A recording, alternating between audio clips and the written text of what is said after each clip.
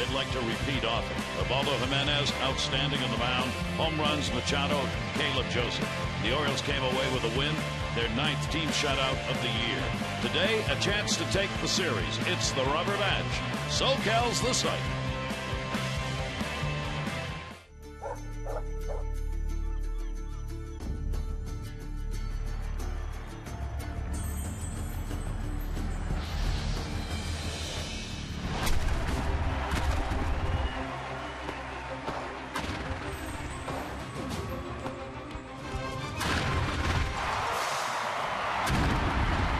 It's the Orioles on Bassett, and it's a day game. We welcome you to this Sunday. We're at Angels Stadium, and this is the rubber match as the Orioles take on the Angels in Game 3 and a chance to come away with another big series win. As Mike Showalter said this morning, do you realize we've won 10 out of 14? He kind of shook his head. He said it doesn't seem that way. That's what the Orioles have done. As a result, still very much in the race, trying to catch that division lead and also, of course, a wild card spot. And they certainly were helped out yesterday. Ubaldo Jimenez, who had been struggling since the All-Star break, came back with one of his finest performances. Against the Angels, he had never won a ball game in his career. He won yesterday. He had the no-hitter going for a couple of outs into the 6th inning before it was finally broken up. But it would end up a combined shutout, and for Jimenez could not have been better. Just the 1 walk, 6 strikeouts, and I thought perhaps most impressive for Jimenez, Jim, is that last night he hit the first batter that he faced in the ball game, and he was kind enough to tell us after the game. I said, what happened when you did that? He said, oh, no, here we go again. But he regrouped. Well, he did. And, they gave him $50 million. Doesn't always mean you're going to get what you want when you make a signing. Highest ever for an Oriole pitcher. But, again, he is a veteran. I thought last night, the ball was running all over the place. When he's at his best, what does the ball do? It runs all over the place. Got some breaking balls over. The splitter got better. Got away with some early. But I think it was one of those team wins. The defense, a superlative for the Orioles, as it usually is. But then Scope with a couple of sacrifice flies. Machado hits his 24th home run of the year. And then you get Caleb Joseph, who one of the great low ball hitters, should be on the PGA Tour, hits another home run, and you get 5 runs. Even the Jones throw in the 9th to preserve the shutout. So it's one of those team games, and Buck's right. It's a tough road trip. If they win today, they will have won 4 out of 6, and they'll move on to Seattle. So big game. Gonzalez pitches well against the Angels. Weaver pitches well coming off the DL against the Orioles. But you just never know, but we didn't know last night either, did we? No, we did not. Let's talk about Miguel Gonzalez for a minute. He has never lost 3 consecutive ball games in a row in his career. He's lost the last 2 coming into this one. Well, his first major league start, a lot of family here, was right here against the Angels, and he really pitched well, able to use his fastball. So those are the numbers, the 3-1 start. I think he still gets hurt. Got hurt up in Oakland, pitched well. He just got outpitched that game, but he gets hurt on the curveball. If you want to use it as one of your 4 pitches, fine. But he's got a fastball. Splitter, number 2. Sliders, number 3. Curveball is down the list. Please, Miguel, know that today. There you go. I echo that. Think you heard me? Yes, we're ready to go. All right, the shirts are on hand. Those shirts that were going out of Baltimore, absolutely made to be worn here in Anaheim, and the fans are wearing them.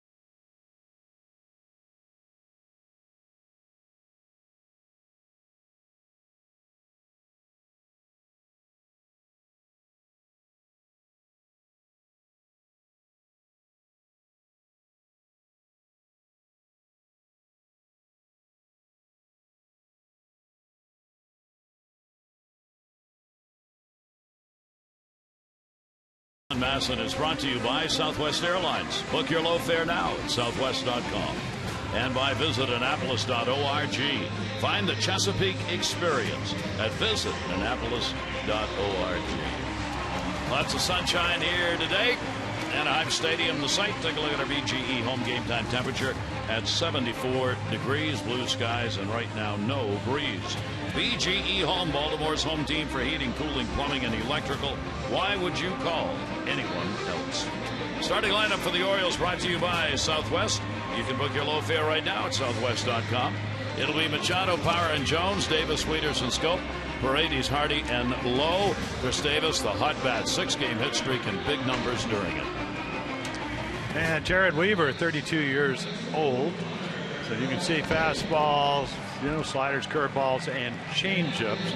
When he was healthy, beat the Orioles 3-1 in Baltimore back in May. So again, the numbers have inflated. He started out 0-4, won his next 4 starts, lost his next 4 starts. This is start number 13. Fly ball pitcher, has been his whole career. And again, the velocity down. Maybe some tweaks on the DL because of a left hip inflammation, and he's one of those guys that stands way over on the third base side of the and he's right over there, but third side of the rubber, and then throws across his body. He's tremendous success in the daytime, Gary, because I think a lot of people, Buck Showalter says he throws out of the rocks. Meaning that background here at Anaheim.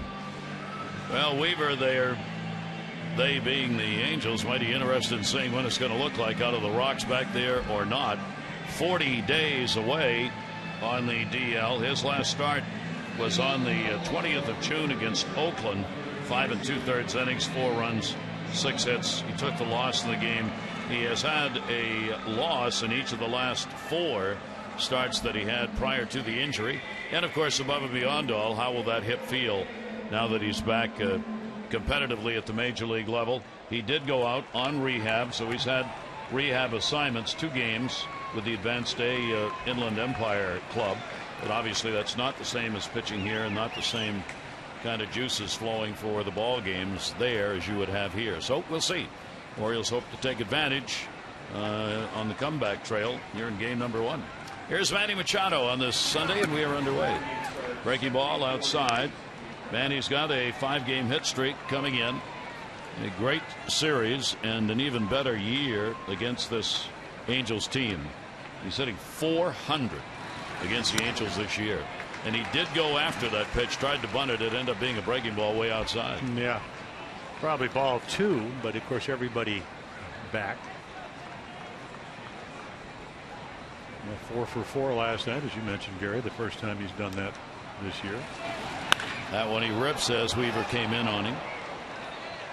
Everybody talking about the velocity of Weaver coming into this ball game. It's very low.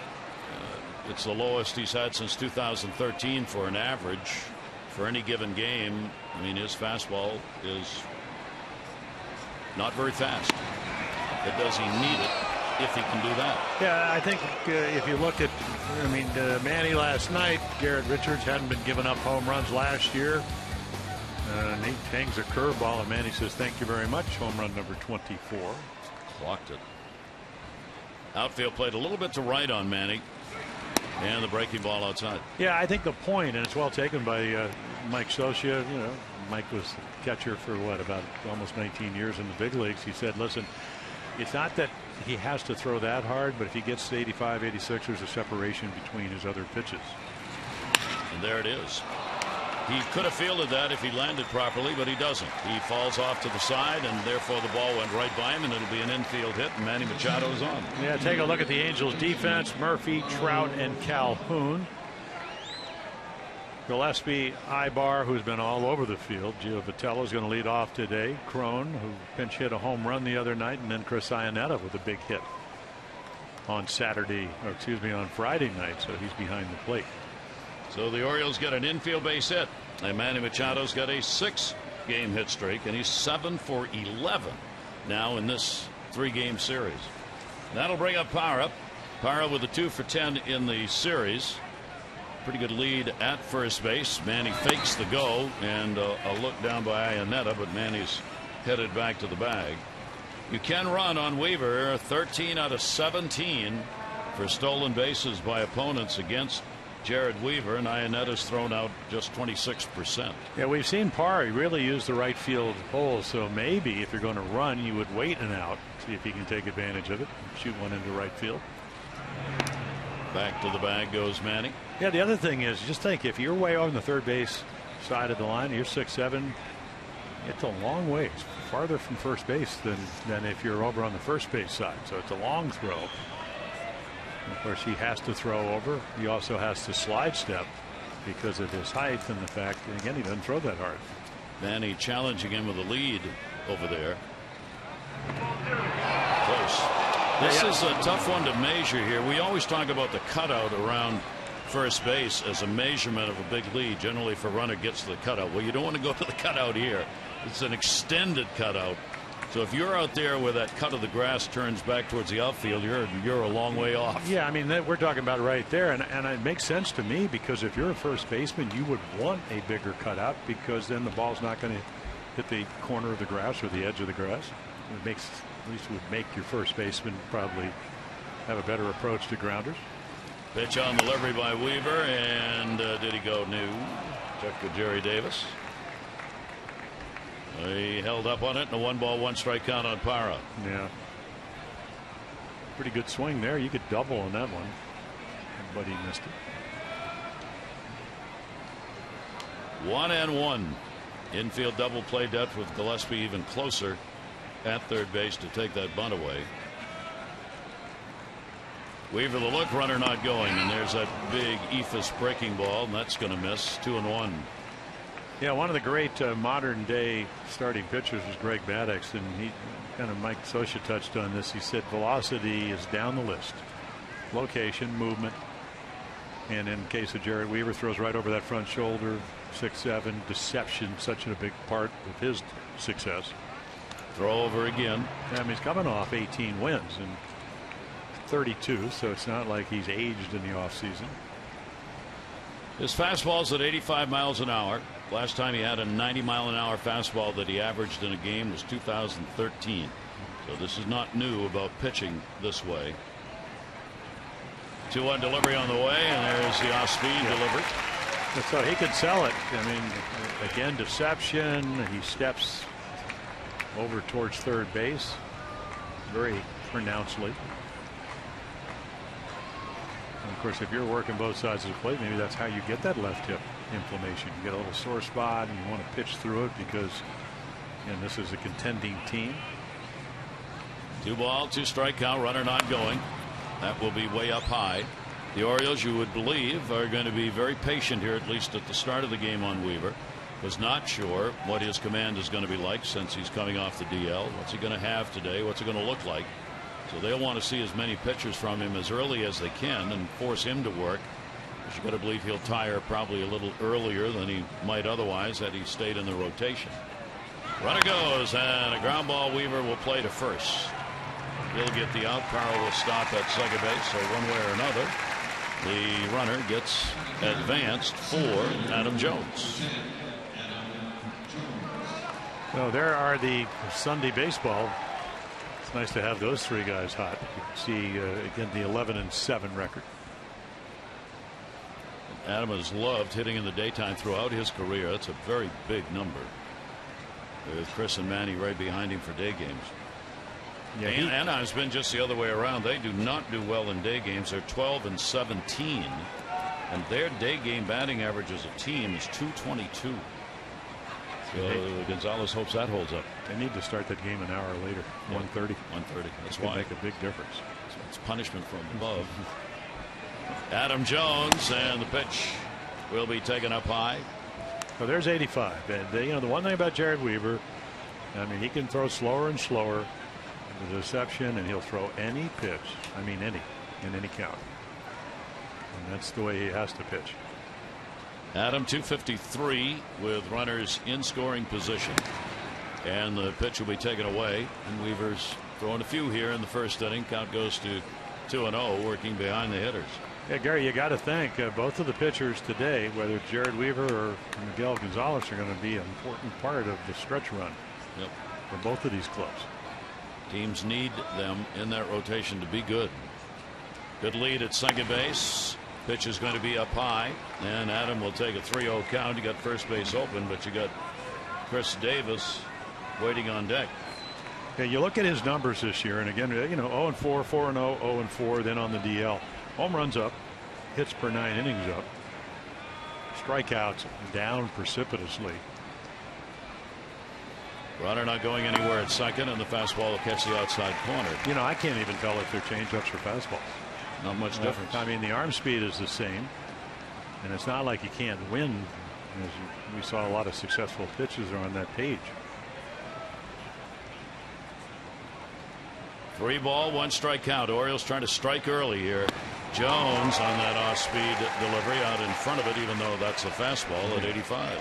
And it was pretty much in the middle of the plate. For a guy that doesn't throw hard, he can get away with more pitches in the middle because if you're right-handed, he's stepping almost behind you and then throwing back over his front shoulder. The Orioles went 2 for 10 with runners in scoring position in their 5-0 victory last night. 3-2 count, 1 down. Runner off second. Jones will swing through it, and another one pretty hefty strike. Yeah, he can't believe he threw it by him, or that he swung and it didn't make contact. I mean, that's belt high inside middle. It's not really on the corner. The minute I realized that Jared Weaver was going to pitch, I said, oh no, Alfredo Simon. I mean, remember Simon's game with the Tigers? Had the pulled groin. Yep. Maybe threw 1 pitch at 87. The rest of it was just slop. Orioles are a fastball hitting team. I mean, most clubs are in the major leagues. The Orioles have had their problems against these off-speed pitchers. There's a breaking ball in for a strike. Little irony here today in that yesterday Jerry Davis, the home plate umpire, probably favors hitters 3rd highest as far as his strike zone is concerned. It's exactly the opposite for this game. Will Little favors pitchers probably the 3rd most of any umpire in the majors.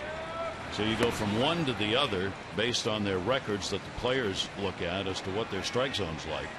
And the pitchers, if Will Little is consistent with his history, the pitchers will have their day here today. 1-1 with 2 down.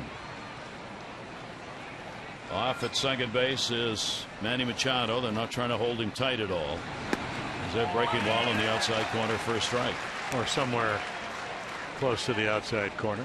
So the first curveball was high. Little called it. You're right. You can predict the future or the present. Well, Buck was saying today, so that's another problem why it makes hitting so hard in the majors when something you go from the umpire strike zones. It's not a negative. You're not complaining about the umpiring.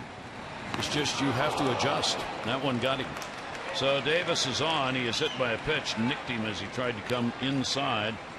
And for Weaver, the 3rd hit batter of the year. Yeah, he just comes in, and Chris Davis really doesn't have much of a choice. Turns in. I think it gets part of the right elbow. Most of these Oriole hitters have had a number of at-bats against Weaver, so they have seen him before. 2 on conference as Iannetta goes out. Wieters 3 for 15 with a home run lifetime off Weaver. 3-game hit streak for Matt. Hitting in the ballpark he loves so dearly to hit in. 343 lifetime average and 5 home runs here in this ballpark. All 5 home runs he's had in his career against the Angels have come here. 2 down. And a pitch on the inside corner for a strike. Yeah, he looks away. He throws it in. You can see the numbers.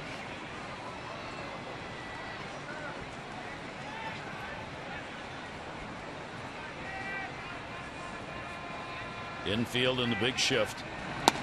Wieters breaking ball. That's going to be in there for a strike. Yeah, I think that might have been the changeup. And so at least we get a reading somewhere around 85 on the fastball, which is where they hoped he'd be. And then 8-mile-per-hour difference on the changeup, and then a curveball 68 to 70.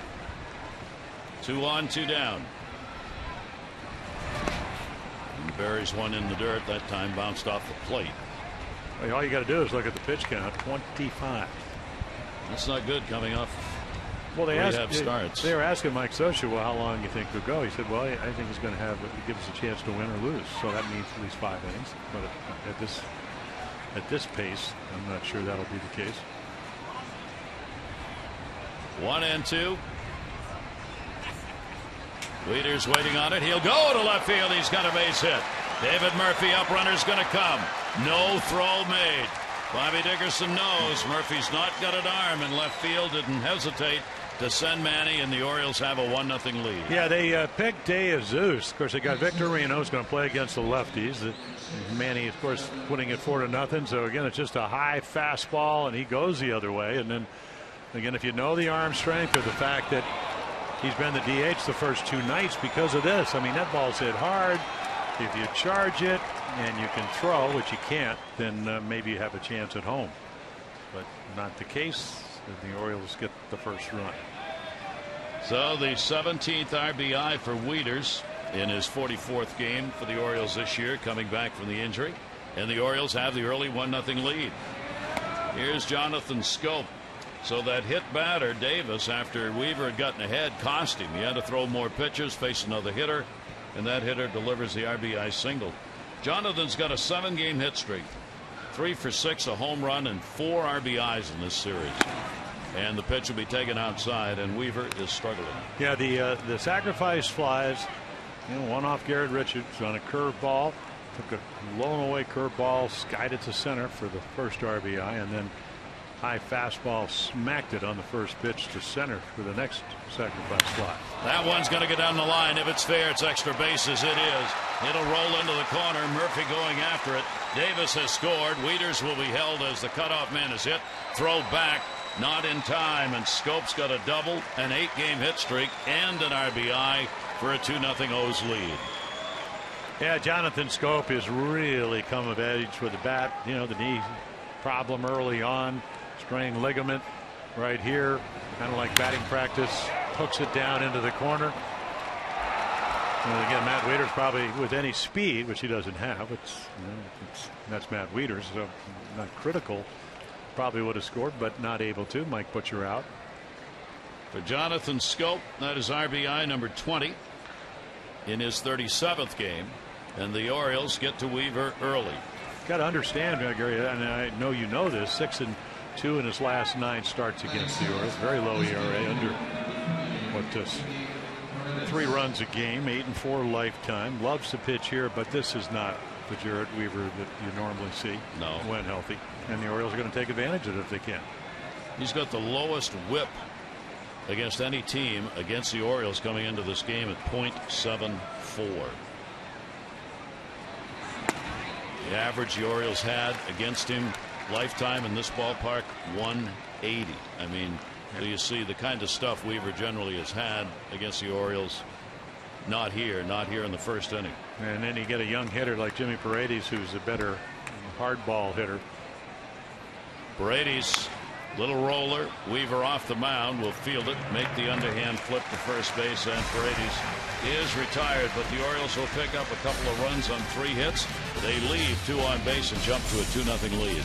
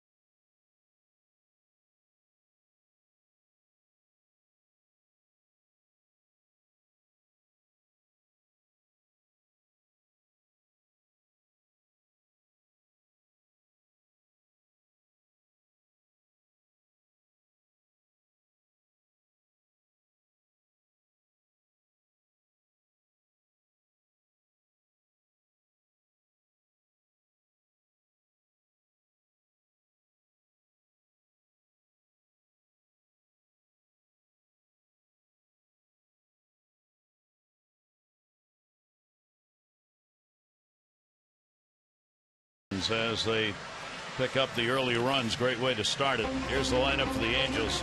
Giovatello, Calhoun, Trout, Pujols, Murphy, and Ibar. Crone gets the start. Gillespie and Iannetta. Giovatello. See the Angels 23-10 when he leads off as he's doing today. And Miguel Gonzalez, well, fastballs, sliders, and curveballs, and changeups. That's a splitter. Pitched well up in Oakland. Just got out pitched. And again, this will be his 21st start. 9-8. He has lost his last 2 decisions. One where he pitched poorly against the Tigers. You know, those numbers are pretty good. In fact, almost all the averages other than on the curveball are right in that 266 to 250 range. Giovatello will lead it off with a 2 for 6 in the series. And the second baseman will take it for a strike. He has not faced Gonzalez before in his career. 264 number for him. For Miguel with a 3-1 record against the Angels. Very good. 2.2 ERA against them in those games. Launched in the air towards the gap. Going back. Low's there and he makes the catch. He thought that was going to be a little shallower. He started in, but with that speed got back and hauls it in. Well, I talked to him about the curveball. Well, here's another one, and boy, the outfielders better start running on that pitch. And Lowe comes across and then back, so kind of a circuitous, but with his speed able to catch it. Low and left. Jones saw his arm last night. 4 gold gloves. Parr with 2. Machado the platinum glove. Hardy 3 gold gloves. Scope, Davis, Wieters with a couple of gold gloves. Very good defensive club. Best in the American League, or at least certainly in the top 2. Big Showalter still hunting. Well, that player is going to take over that other outfield position, be it left or right, since Parra is going to be out there in one of the 2. And so he continues to move people in and out of the lineup. Here is Calhoun. 3-game hit streak for him. Couple of hits, 8 at bats so far in this series. Calhoun laces that one to right field, way backhand, right off the top of the wall. Throw comes in. Parra. It'll get away. And it'll be a double. He's going to look at third, but the Orioles get it covered as Gonzalez goes over. Mercy, was that a rocket. And they're going to take a look, I think, as to whether or not that left the ballpark. Yeah, I thought it got over the line, but again, that's a long way. Mike Scioscia's going to come out. So hanging curveball that Giovatello hits a rocket. And then here. Oh, man, that was gone by a mile. Yeah. That was in the stands and back. Yeah, a very glary day. So again, if it is, Calhoun with 17 home runs last year, that will be number 16. But you're right. Bullet. All we've seen with Miguel, whether he throws fastballs, curveballs, he's not a middle of the plate guy. And they will take a look. So the crew chief will come in. That's Jerry Davis, who is at third base, and the second base umpire, Bill Cousy, who made the call. Very hard to see, but on replay it sure looks like that was in the stands. Well, I don't know. It's even hard to tell on the replay. Yeah, but I mean, it did get the top of that railing. I guess what the ground rules are will determine. But you're right about being a rocket. Bullet.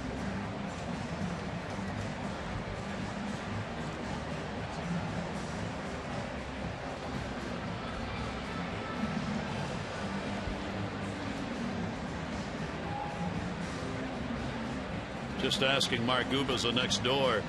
He said there's a railing behind that yellow mark, and balls hit the yellow, the railing, and then come back. That's a home run if that's what that did. Well, that's what it appeared, to hit the top of the wall, and whether it hit the railing or not. Yeah, it's a home run.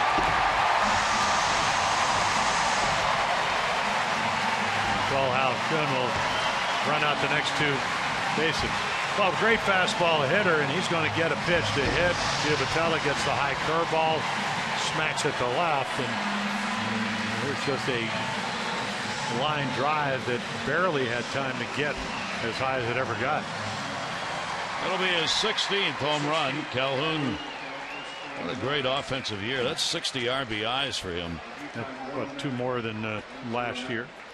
So now, that puts him on the board, and it is a 2-1 ball game. And here's Trout. Infield shifted around. Trout with a 3 for 7, including a home run in the series. Ironically, against Gonzalez, he's had 3 hits and 13 at bats, and all 3 have been home runs. And well, he's so strong. I mean, one of them I remember here at Anaheim. It was just a late inning ball game home run, slider up and away, and he just blasted it to right center. At that kind of power at all fields. It's a 19th home run hit off Miguel Gonzalez. A lot of those have been solo shots, as was this one. But still, it's a lot of home runs. Well, it's one swing and you're back in the game. Yep. Here's the 1-1 delivery on the way, and that'll go into the shift. Jonathan Scope. A long 4-3 on that one. Our Maryland Live Casino inside the numbers for Miguel.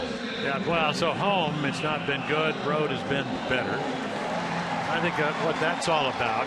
He's always had pretty good numbers at Camden Yards till, over the last, 2.5 months. Because he stays out of the middle, he can pitch down, and when he wants to pitch up in the zone, he pitches in off the plate. When you pitch at Camden Yards and you're not doing those things, those are the kind of numbers you can run into. Here is Albert Pujols. He's DHing today, 1 for 11 off Gonzalez. He'll bounce it. Miguel has had some of his best numbers against any team against this Angels ball club. That ERA you saw historically at 2.2 and a batting average of 165 for the Angels against here in this ballpark, where he has gone 2-1. 2-1 in this yard against them, 3-1 overall. And we'll see if those numbers hold up here in this game. Pujols 3 for 8 in the series. There are 2 down, nobody on. That one will go to right field. Stays up. And the catch made by Parra. 1 run, 1 hit, no errors. Nobody left on base. Calhoun's 16th home run makes it a 2-1 Orioles lead.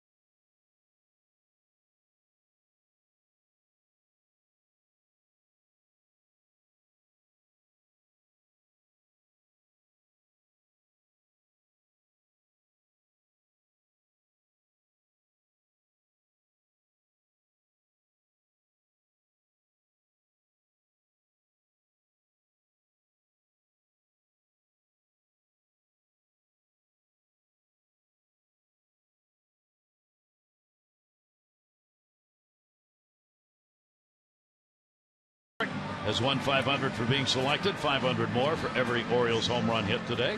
Play baseball bucks scratch-offs, win up to $50,000, or enter non-winning tickets for a chance to be the contestant of the game. Go to mdlottery.com/baseball.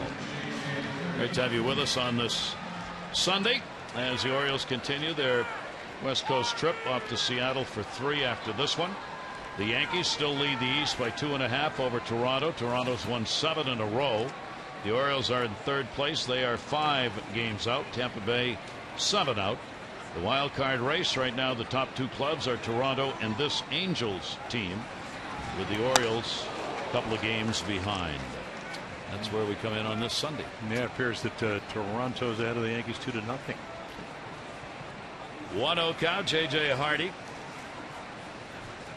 Hardy with a 192 lifetime average off Weaver, gets around on it, way around, and fouls that one back into the seats. It could be the most he's ever pulled a ball. It didn't. I mean, it was into the upper deck, and I'm not sure that it even got over their dugout.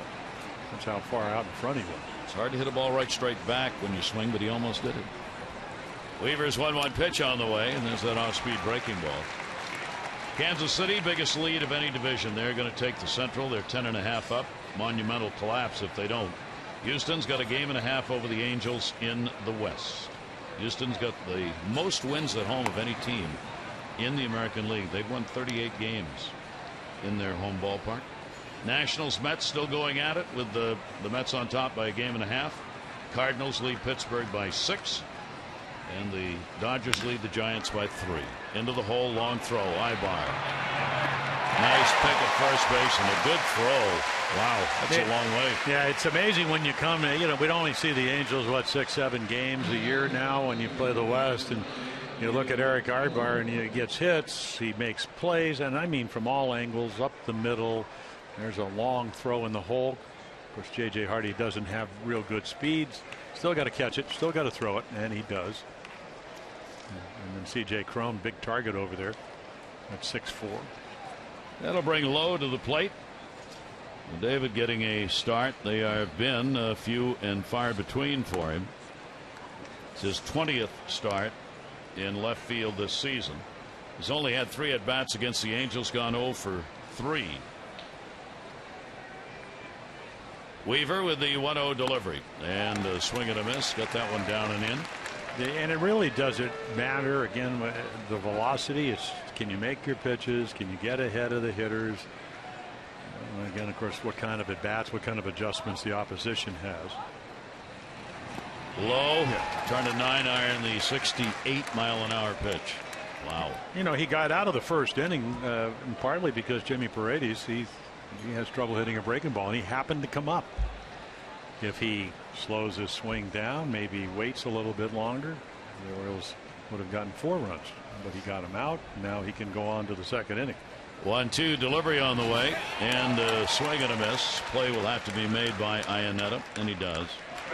This is August 19, and that is Lowe's first at bat in the month for him. 9th, sorry. It's his first at bat that he has had this month, so it's tough. Yeah. And then you got a guy, he reads the bat, throws him a slow curve pitch before, comes back with another one. And the execution was perfect. Underneath the strike zone, got him to swing at something that bounced. So Weaver back to the top of the order. Manny Machado. Machado a base hit and a run scored. Chance for Weaver after throwing 30 pitches in the first inning to cut that down and have a 1-2-3 inning. 0-2.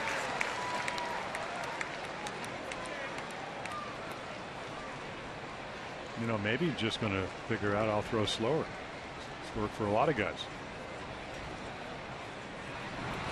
And he gets him to chase, and that's exactly what he does. So it's 1-2-3, sets him down.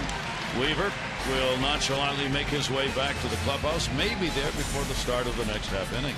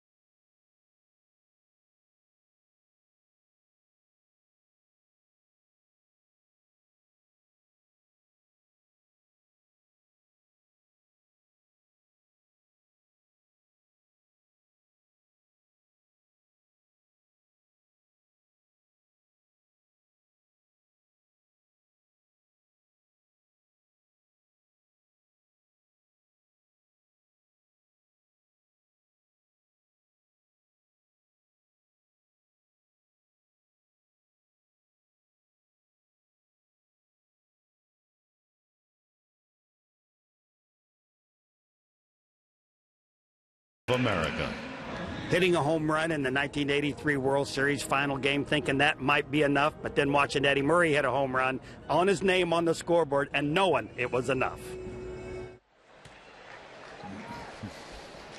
Well, the Orioles with a 2-1 lead in this ball game, trying to take this series. They are 2-3 against the Angels on the season.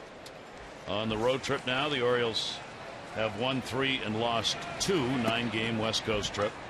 Pitch in there for a strike. Here's David Murphy, who's had a 2 for 8 in the series. Yeah, owns the Orioles and 4 for 8 off of Miguel. 0-1 delivery to him. Orioles have hit .301 so far in the 5 games on this trip. They're scoring 5 runs a ball game. Team ERA is 3.68. The starter ERA almost at 4. Trying to get that down a little bit. Bullpen at 2.9 has been outstanding. Late on it again, fouled away to hold the count.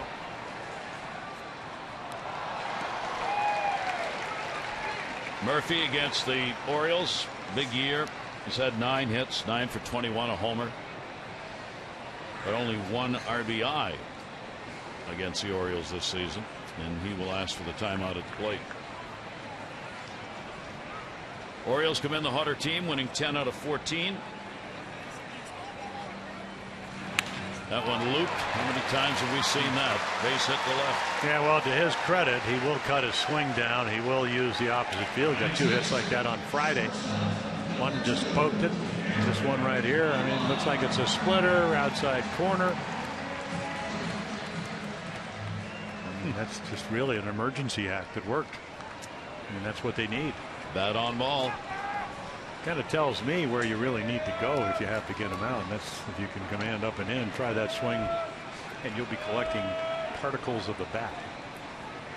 So leadoff man is on. Miguel retires 70% of leadoff batters. Here's Ibar, switch hitter, 3 for 7 in the series. Ring a ding ding. Good morning. Yeah, again, I mean, that's the pitch you throw to Murphy, 1 and 2, and then he plays dodgeball and then makes the outside corner seam away. Right here, I mean, that's kind of, you know, it's up and in obviously, but it's not that far in. But when you're looking away, thinking about Eric Ibar, he does swing the bat. He's a very aggressive hitter. And he's tough on the Orioles. Yeah. 8 for 19 this year against the O's. Runner off first, 1-0. Runner goes. Hit and run is on, and he fouls it off. Trying to poke it behind the running Murphy and get it into right field. Yeah, they went out and got Murphy. They got De Jesus. They got Victorino. And then first 52 at bats, they got 7 hits. So not what they envisioned. Their left field position very much like the Orioles. It's been a struggle all year long for him. Matt Joyce. He was hitting under 200 with almost 250 at bats. And he got a concussion. Now he has a back problem. Pitch will be taken down low for a ball. David Freese, broken finger out. He's not been able to get into the lineup for them. Weaver just coming back to make the start today. So they've got some injuries that have affected their effectiveness. Ibar 1 for 11 off Gonzalez. Murphy on at first base. Did not take off in the last pitch. Throw over to getting back. He would not be trying to steal a base. He'd be going on a hit and run, run and hit play. Oh, here's your hit and run count. After Mike Socia, you assume Gonzalez will be around the plate. Ibar contact hitter. Start the runner. Somebody eventually has to cover. Opens up a hole. Maybe you get first and third. Nobody out. 2 ball, 1 strike count. Runner not going. Pitch whip foul. The Angels come in having to play figuring they're not going to get a lot of runs because they haven't. Last 15 games they've only won 4. They've scored 3.5 runs per ball game during that stretch, and their team ERA is just under 4.7. So that's something's got to give. Giving up more than you're getting, and that's why they've only won 4 of their last 15. 2 ball, 2 strike count. Gonzalez the long look. Runner stays. Pitch will miss outside. Full count.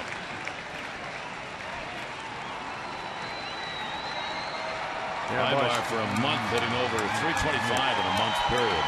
And then the minute you go 3 and 2, runner will probably start. Almost impossible unless the ball's hit right to Hardy at short to get a double play. It really changed the dynamics of an inning. when they're looking for runs. 3-2 runner going. Ibarn, a slow roller. Miguel still got a chance. There's one. Relay to first. Double play. Good play. Miguel got it over there in a hurry, and Hardy, as always, hustles it on the keystone combination play to get rid of it at second base. Well, the easy part is, again, right here, you got to catch it. Now, does he beat the runner? He does. And then even though Ibar runs pretty well, it develops so quickly. We have seen J.J. Hardy make some outstanding plays, and then, of course, Chris Davis on the low throw picks it. So big help for Miguel on the double play ground ball. Here's C.J. Cron. Cron's only had one at bat in the series. Hit a home run coming off the bench. 456 feet over both bullpens. One of the longest balls I've ever seen hit here. A big shot. Off of Brad Brock. Getting his first at bat against Gonzalez. 0-1 delivery on the way, foul back. Big guy. Yeah, 6'4-ish, 230, 40 pounds. Incredible power in batting practice. It's his third stint with the Angels. This one's been a good one. Came up on June 29 again and hitting .341 since the recall. That one back into the screen as well, and Gonzalez stays ahead of him here, 0-2. Orioles in series wins this year have won 19, lost 13, and split 4. So if they can get the win today, they'll have the 20th series win. Jonathan Scope bobbles. Knew he was going to have to hustle and never got a good handle. It'll be a base hit. I tell you, this team, maybe not so much last night, but on Friday night, well, check out this one-handed swing. So Murphy got one. And again, I think it hits the glove of Miguel Gonzalez. So it slows it down, different speed. If he catches it, probably going to throw him out with his arm, but he doesn't. So now Gillespie will get a chance. Inning stays alive on the third hit for the Angels, each team with 3. Gillespie's not had a hit in this series. He's gone the 0 for 7. 3 for 8 lifetime mark against Miguel. And the fastball pitch will miss for a ball.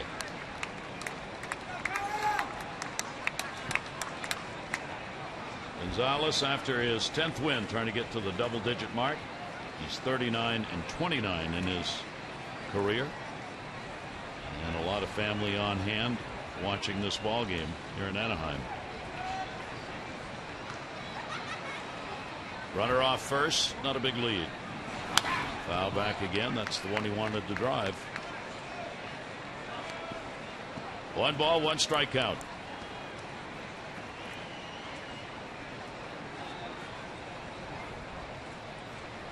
How about Toronto getting that early lead on the Yankees? With that 7-game win streak they've had, they've outscored opponents 41-15. I think it's a final in New York. Is it done? Yep. They win 2-0. Wow. 3 in a row. They hot. Down to third and foul. And then the Mets actually had Chris Archer down 3-0.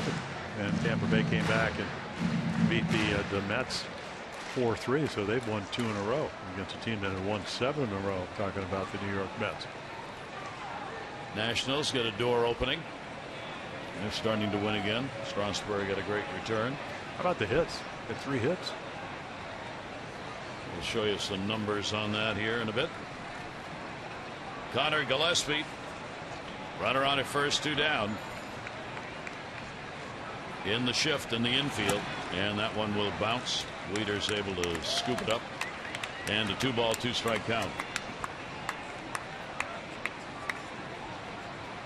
Miguel, much different numbers with runners on base. Out of the stretch, opponents hit .309 against him, and the bases are empty, only .230. 2-ball, 2-strike count. Thrown just a couple of steps off first base. Runner goes, and another souvenir. Yeah, looks like he has pretty good command, but again, they keep fouling pitches off. One-handing balls, getting balls into play.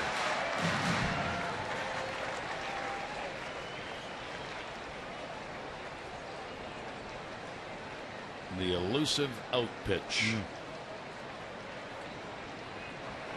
The Angels just 12th in average, 10th in runs in the American League offensively. 2-2 with 2 down, and that'll take it full. So another 3-ball, 2-strike count. So you could see the velocity is there. 94.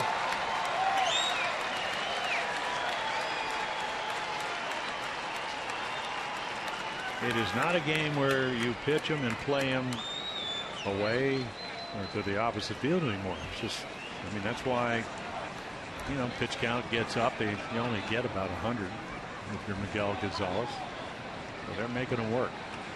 Cron will take off. Davis behind him at first base. Pitch on the way, and that will be a walk.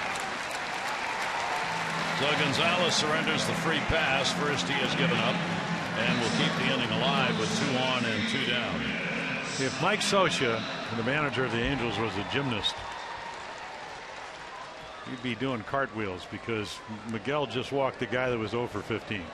And that brings up Iannetta, who got the big hit Friday night off of Kevin Gausman, and has been a much better hitter because he really started out slowly this year. Went 1 for 4 in the first game of the series. Did not play yesterday in game 2. 2 on. Iannetta, check swing, pitches in there for a strike anyway. For Iannetta this season, a .224 average with runners in scoring position. In the shutout yesterday, 0 for 6 for the Angels in these situations. 0-1 count, 2 down, and Miguel Gonzalez will step off. Yeah, those walks, and especially when you're ahead of a hitter, and you know, if Iannetta ends up getting a hit, and again, it may lead to a run or so, or a couple of runs. You go back and you go, didn't want to do that. There's the difference sometimes in winning and losing is maybe not wanted to do it, but you did it. If I'm throwing 94, I am putting the glove on the outside corner and a couple of steps the other way and going after them. And when they tell me they can hit it or not, then you use all your other stuff. He's got an 0-2 count again, but he's got 2 runners on. Cron at second, Gillespie at first base, and the fastball will be up high. So 1-ball, 2-strike count. Again, good velocity on it, not in the strike zone, and the Angels are not helping out by going after pitches that aren't there.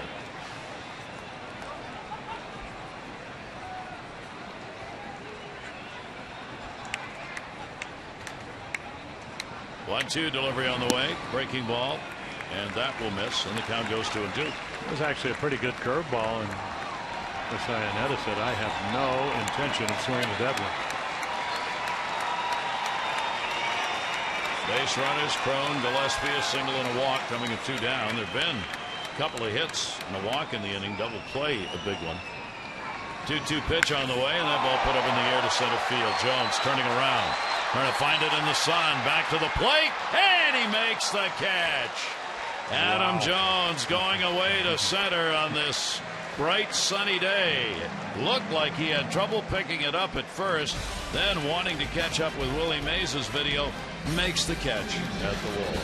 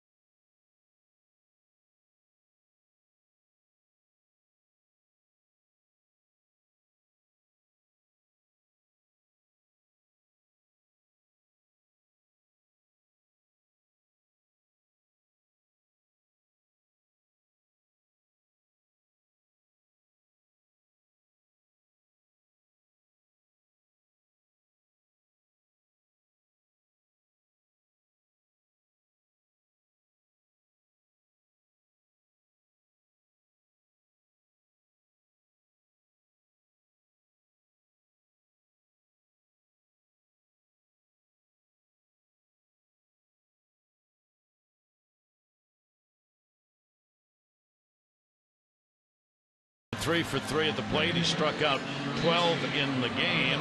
He is just the third player in modern history to have those hits and that many strikeouts.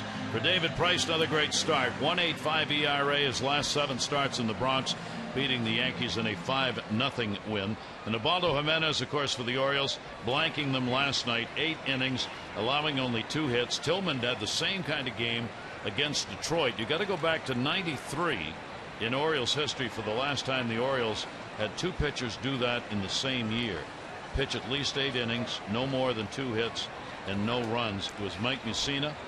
Fernando Valenzuela did it twice, and Ben McDonald did it back in '93. There's some pretty good pitching numbers yesterday. Orioles have the 2-1 lead, batting in the 3rd inning. Parra, the off-speed delivery on the helicopter swing. So as Dick Bosman, pitching coach when Jamie Moyer pitched for the Orioles, sometimes you got to use your changeup, off-speed pitch like your fastballs.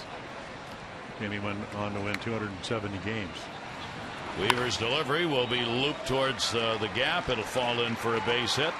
And Parra is on with a leadoff single here in the 3rd inning. Well, when the Orioles return home on Friday, don't miss the season's next firework night. Orioles will have the A's in town after the game. A great fireworks display presented by Baltimore area credit unions. Get your tickets at Orioles.com or 888-848-BIRD. So Parra certainly makes an adjustment. I think Parra's pretty good at that. Parra's 8th game for the Orioles. He's picked up 7 hits in 31 at-bats. And he's got a pretty good lead over there, challenging Weaver to take a long look. And when he turns on that one too, Adam Jones. Well, one of the great hitters of my generation was Rod Carew. Played here, played Minnesota. He won 7 batting titles, and when we once played one of those network softball slow pitch, Rod couldn't hit it. He could hit everything else, but so again, there is something to be said about throwing 66 miles per hour when nobody else does it, or not too many people do it. 0-1 count. Weaver, he throws harder to first base than he does to the plate, and I think that's true.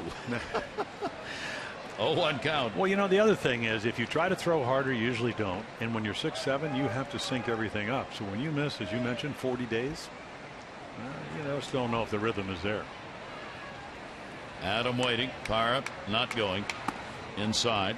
Adam with that 4th best day average. We showed you at 349 in day games. Iglesias, Prince Fielder, Kipnis with Cleveland are the top 3, but Adam's right there.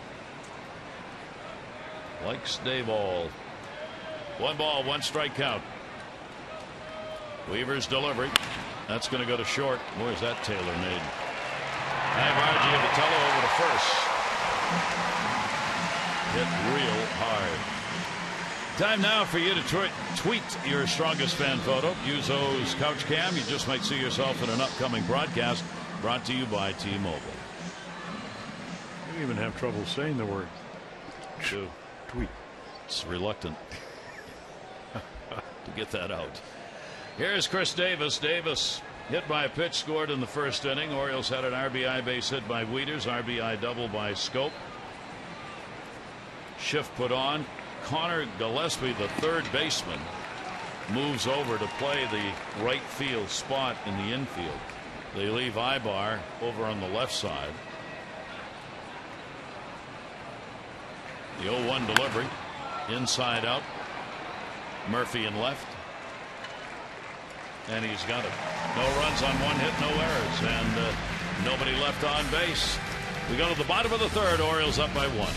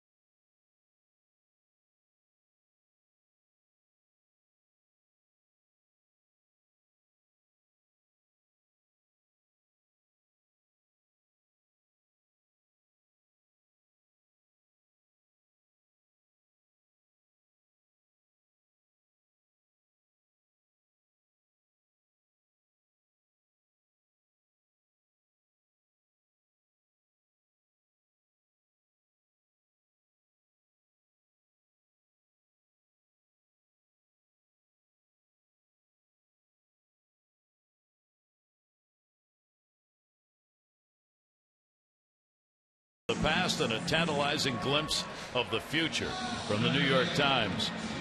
With Strasburg is a huge hit in his return from the Washington Post. Obviously a great boost for that ball club in the stretch run. And from the Toronto Star, the Blue Jays' success, a refreshing breath of fresh air. They're excited in Toronto. As they should be. Yep, their ball club's playing some great baseball.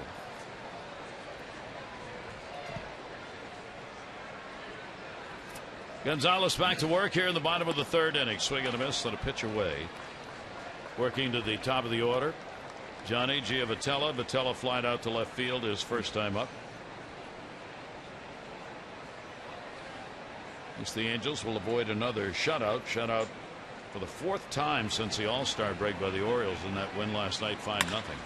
That'll go to the gap, stay up. Parra diving and made the catch. No. Throw to second, not in time. Well, I'll tell you what, Jerry Davis in no position to really make an accurate call.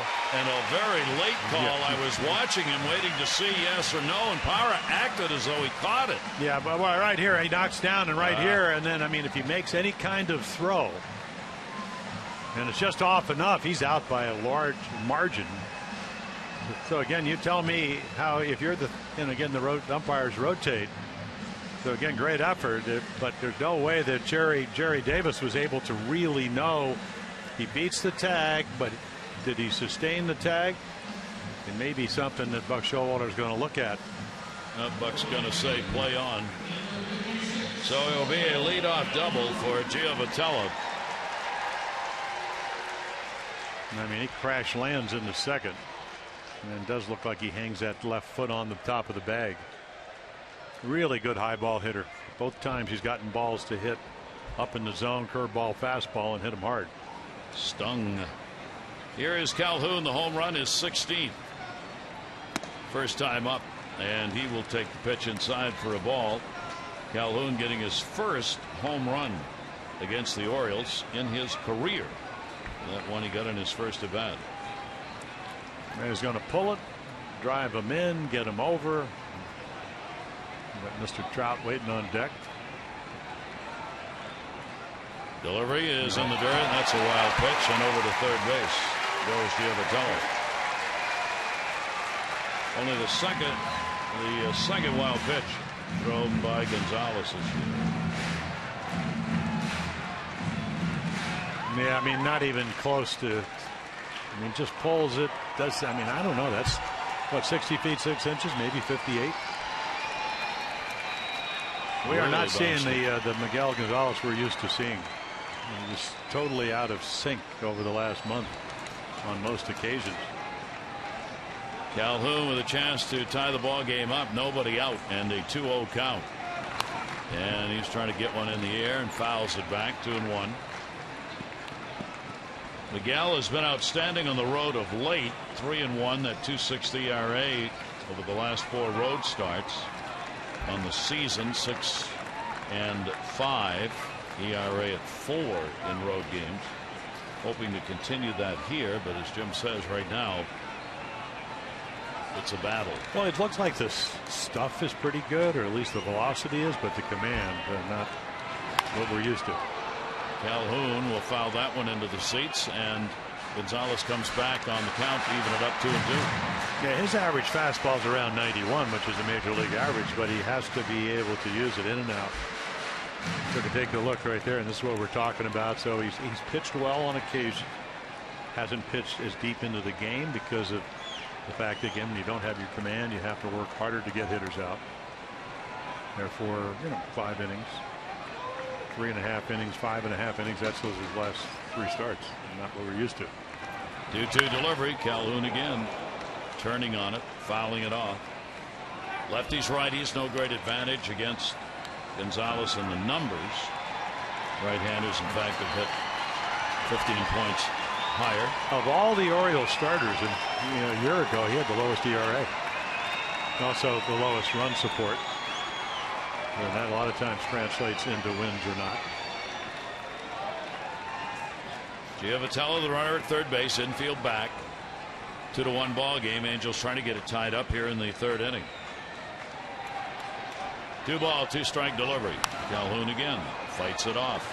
But if you're a realist and you're Miguel Gonzalez and you understand second time through the lineup, you want to get Calhoun out. If you're able to strike him out or pop him up, fine, but you need to get him out because you got Trout and Pujols, and then you're coming through the middle part of their order. And if Gianvitellis scores, so be it. It's only a run. You got to stay out of the big inning. Give your team a chance to win. 2-2 delivery on the way, and that'll be outside. Calhoun with his 16th home run in that first at bat. Now just one shy of matching his career high, which he set last year in homers. Getting his first hit in 5 at bats against Miguel Gonzalez in that first inning. Gianvitello, the runner. Calhoun takes it, and he's on. Boy, you're in the walk. Well, that's what I'm talking about. And then all of a sudden you got big inning written all over it with Trout coming up. Second walk in the ballgame for Gonzalez.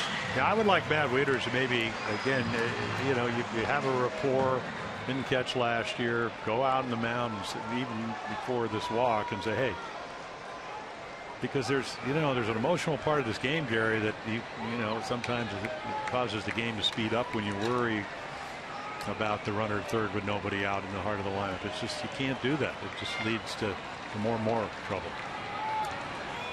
So Trout at the plate, grounded out his first time up. Let's take a look at our Jeep inside the numbers. Yeah, so there you go. Stolen bases, 10 of them, and Trout with 54. Todd Frazier, the select group. Manny's down there at the bottom of the list, but really not the bottom of the list, just one of them. First and third occupied and fouled back. Trout enters the day 9th in average. He is first in home runs, 7th in RBIs, 3rd in runs scored in the American League. And then you look at his runners in scoring position numbers, 364. It tells me that it really doesn't change his personality in the clutch. Still stays inside the ball, uses the middle of the field. First in slugging, 2nd in on base, 3rd in extra base hits. He has, however, of late had a bit of a struggle. He's had only 4 hits in his last 28 at-bats, and he has struck out 9 times. That covers a 7-game span. Yeah, he's got a big bruise on that left forearm. I thought the other day on Friday because of a slide. I thought he got hit by a pitch. No, actually head first slide. Which is why they don't want him stealing. Yeah. We talked about that the other night. 0-2 the count. Gonzalez with nobody out will get it up high to him. Infield set for 2. Trout, then Pujols. So this is what the Angels want. This is where their runs come from. Right here in the middle of the lineup. And the table setters both getting on. Gianvitello with a double and Calhoun with a walk. Well, this will be the 50th pitch. Nobody out here in the 3rd. 1-2 delivery on the way. In. Trout holding himself back, not going after it. 2-ball, 2-strike count. Yeah, when you get a little angst, when you get a little tension, you go down the mound and your arm never catches up. And what happens, and you saw in the last 2 pitches, you get under everything. And Miguel is under. He's under his slider, under his fastball, and then all of a sudden you can't make the quality pitches you want to make. 2-2. As you would expect, Trout is also up there in the walk category. He's got 53, which is 6th in the league. Chris Davis has also moved up into the top 10. Chris is now 10th in walks as he has steadied his at-bats, chasing fewer pitches. 2 balls, 2 strikes on Trout. Runners on first and third. Gonzalez delivers to him and a foul straight back. I'm very thankful that screen is that high. Otherwise, we would have been underneath. Again. And the 2-2 count. I'm down to 1 highlighter until I get to Seattle. So it is clear. I moved my coffee over and everything. So next time somebody bounces one back here. I think of all the stadiums, and maybe because we're a little bit lower, more balls come towards us in the last 2 nights than in any place we go. 2-2 delivery, check swing. We were talking about this the other night. Virtually every ballpark where we work as broadcasters, you are looking through a screen because you're right behind home plate. I cannot understand how baseball cannot extend the protective screens down beyond the dugouts for the fans. Fans will get used to it in a heartbeat. Yeah, well, you know, when we used to, it's spring training. The days you weren't pitching, you'd sit behind home plate. You don't even notice. You don't even notice it. You just forget about it. Delivery on the way, and he got one up and got the swing, and a big strikeout as Trout goes down. So take a look all around the periphery of the plate, up and down, and sliders, and then at the end of the day, gets them to chase on your Nissan pitch track. A good fastball, what, 94, up and in, and Mike Trout can't catch up with it. Boy, what a big first strikeout. So now, if he can get a ground ball, he could get out of the inning. But what we've noticed that Albert Pujols, even though he has 30 home runs, he came in with 14 hits to right field already, 2, and he's hit the ball to right field about as well as, from what I understand, as well as he has all year long. He will take the pitch outside, and he's got a lot of room out there because Parra is going to play deep in right, and Adam Jones has moved around towards left a couple of steps and is fairly shallow. It's a big alley. 2 of his hits already Friday night and then last night. So the shift is on. 1-0 count, 1 down. Pujols taking. Pitch is in there for a strike. He put the bat on his shoulder. Yeah, so 17 up to 17 over the weekend. Talking to Jose Mota, I said, has he hit a home run to right field? He said, never. And that used to be one of his strengths with the Cards. Never as an Angel here at Angel Stadium. It's a long way. Yeah. 1 ball, 1 strike count. Pujols asking for the timeout. He's hitting only .227 with runners in scoring position this season. Angels have runners at first and third here with 1 down.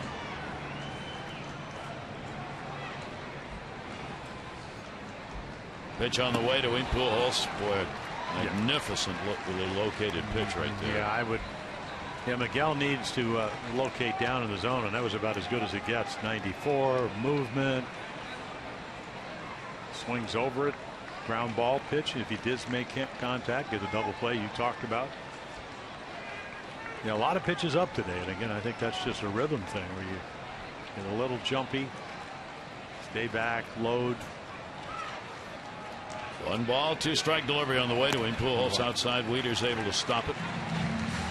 And the count will go 2-2. Pujols RBIs right up there with Trout. He's got 66. Trout has 69 to lead the ball club. And first and third are occupied here in the 3rd inning of a 2-1 game with the Orioles on top. Pujols 2-2. And a pitch down and away. So he gets a couple of key strikeouts against the 2 RBI leaders of the Angels. Well, degree of difficulty. First and third, nobody out. Trout goes down on a high fastball splitter. And again, it's one of those pitches. If he does make contact, probably the ground ball you want. And if not, you get the strikeout. Wow, chance to get out of this. Yeah.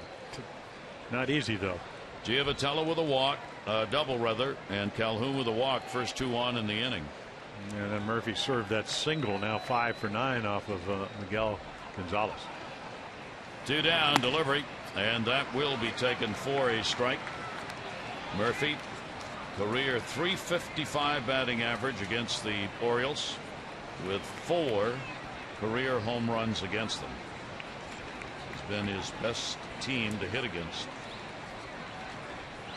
0-1 the count. This will be a big win for Gonzalez if he can get out of it. Fouled away, and he's going to get ahead on the count 0-2. And they started him in this time because, again, he's gotten 3 hits. Talking about David Murphy in this series, they've all been on really balls hit the left. 2 real softly, 1 a line drive. And then we've seen when Miguel's at his game, when he gets into these pitchers' counts, where sometimes hard down and in, try to get the lefties to swing Murphy does. Deep to right field. Way back. Parra looking. And goodbye. Home run. Murphy. It'll count for 3.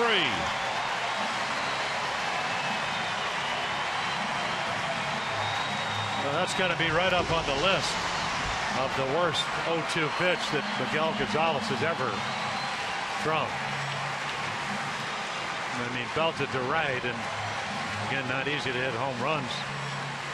Calhoun's hit one, Murphy's hit one. I mean, I don't know what it is. See the target. Buck looking is going to come out to talk to the home plate umpire, Will Little.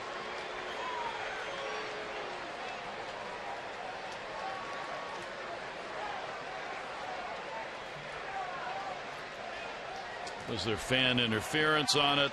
There's going to be a meeting of the umpires. Jerry Davis at third base is the crew chief.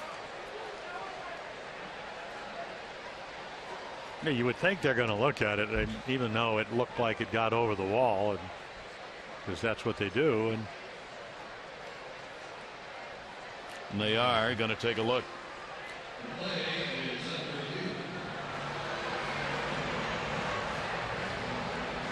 I don't think this is a manager challenge. I think this is the umpires deciding to take a look at the request of Buck Showalter. Did the fan interfere with this? Or did he reach out over the field of play and would it have gone anyway? Or from that angle it looked like it had enough carry to get over that railing. But again, I would think that you'd have to, for sure, to change it, think that that's the case. It's a home run. For Murphy, that will be his 6th home run of the season and a big blow. He's got 31 RBIs now. First home run he's had off Gonzalez. And Gonzalez now has surrendered 20 home runs on the year with the 2 given up in this ball game. And the Angels take a 4-2 lead. Here is Ibar, who hit into a double play his first time up.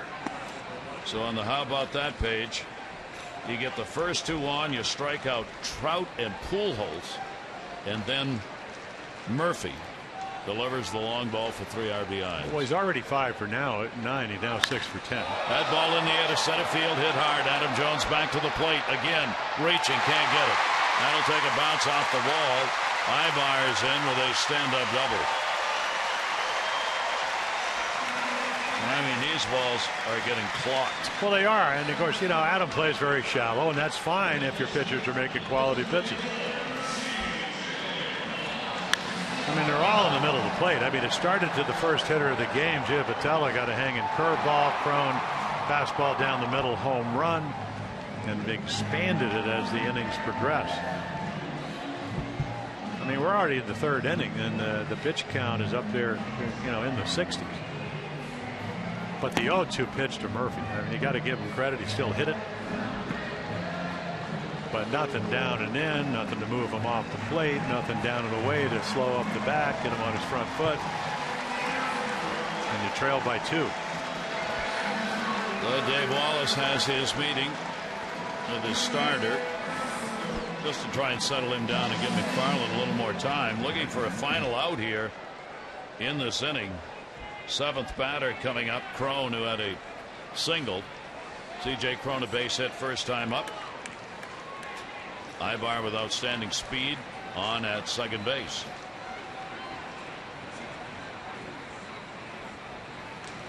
Gonzalez will catch the outside corner with that one for a strike. So the Angels strike with a long ball. And they have really lined up some pitches here in this ball game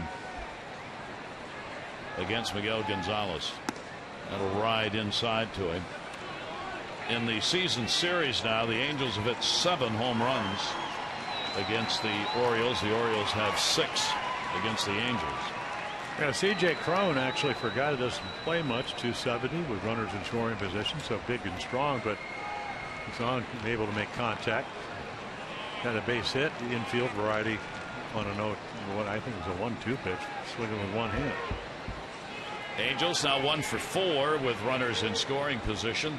That coming on the home run, and by the way, for Murphy, a milestone 100th career home run. Scope trying to keep Ibar close. Broken bat fouled off. Well, we have a moment. Hello, Philadelphia. Philadelphia, come in, please. Chris Wheeler. Chris Wheeler, longtime Philadelphia broadcaster, still works in the Phillies organization, celebrating a birthday today. Happy birthday, Chris. One of the great guys in the business, and delighted we had a chance to see him this year in Philly. Tomorrow he can call me and tell me what a great day he had. Today I don't think I'll hear from him. Just guessing. 1-2 pitch on the way, and a real good breaking ball to get him. So there is the elusive out to end the inning. And the 3 runs in as Murphy delivered his 6th of the year, and the Angels lead by 2.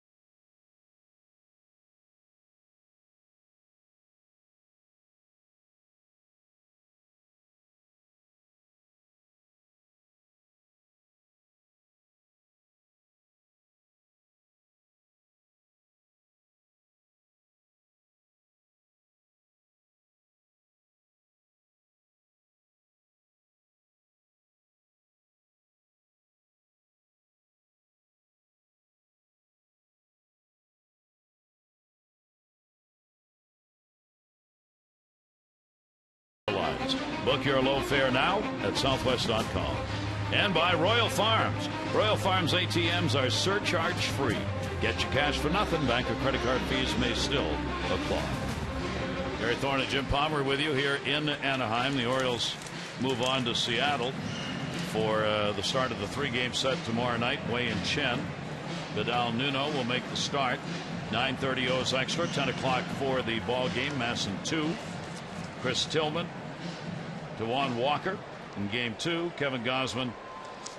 Iwakuma will pitch in game 3. Hisashi Iwakuma. That's the lineup for the 3 games. Matt Waiters will lead it off here as the Orioles now down by 2. And Weaver with a pitch that'll miss for a ball. RBI base hit for Matt, his first time up, so he's got a 4-game hit streak going. Weaver threw 30 pitches in the first inning, gave up 2 runs on 3 hits, then retired the side in order in the second and faced only 3 in the third. Gave up a single but got a double play. Pitch will miss just a little bit inside. Weaver thought he might have had that. Weeders jumped away, but the pitch was pretty close. So a significant differential right there. 2-1 delivery on the way. It'll be fouled off. Nubbed that one away. Calhoun's home run in the first inning, and then the 3-run homer by Murphy. The RBIs for the Angels. The Orioles RBI single Weeders, RBI double by Scope in the first inning for their 2 runs. Weeders will take it, and he knew it. Yeah, a little changeup. So we've seen 85, we've seen 66, we've seen him. His winds up pretty much down the middle. And Jared Weaver says, you know what, this is pretty good. I give up 2. They get me 4. And then all you got to do is get some outs. 56 pitches.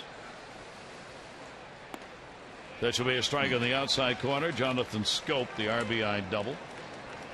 Weaver's outing against Baltimore this year in Baltimore. 1 run, 3 hits, 7 1/3. He got the win, a 3-1 final score in that game. He's had an amazing record here in this ballpark, 71-30, with an ERA of 2.69. This is his 136th start in this ballpark. Oh my gosh. Yeah, 67, 6'7", high release point, up, and then perfectly located outside quarter of the plate. 1-2. Came back with one a little faster. Count stays at a ball and 2 strikes on Scope.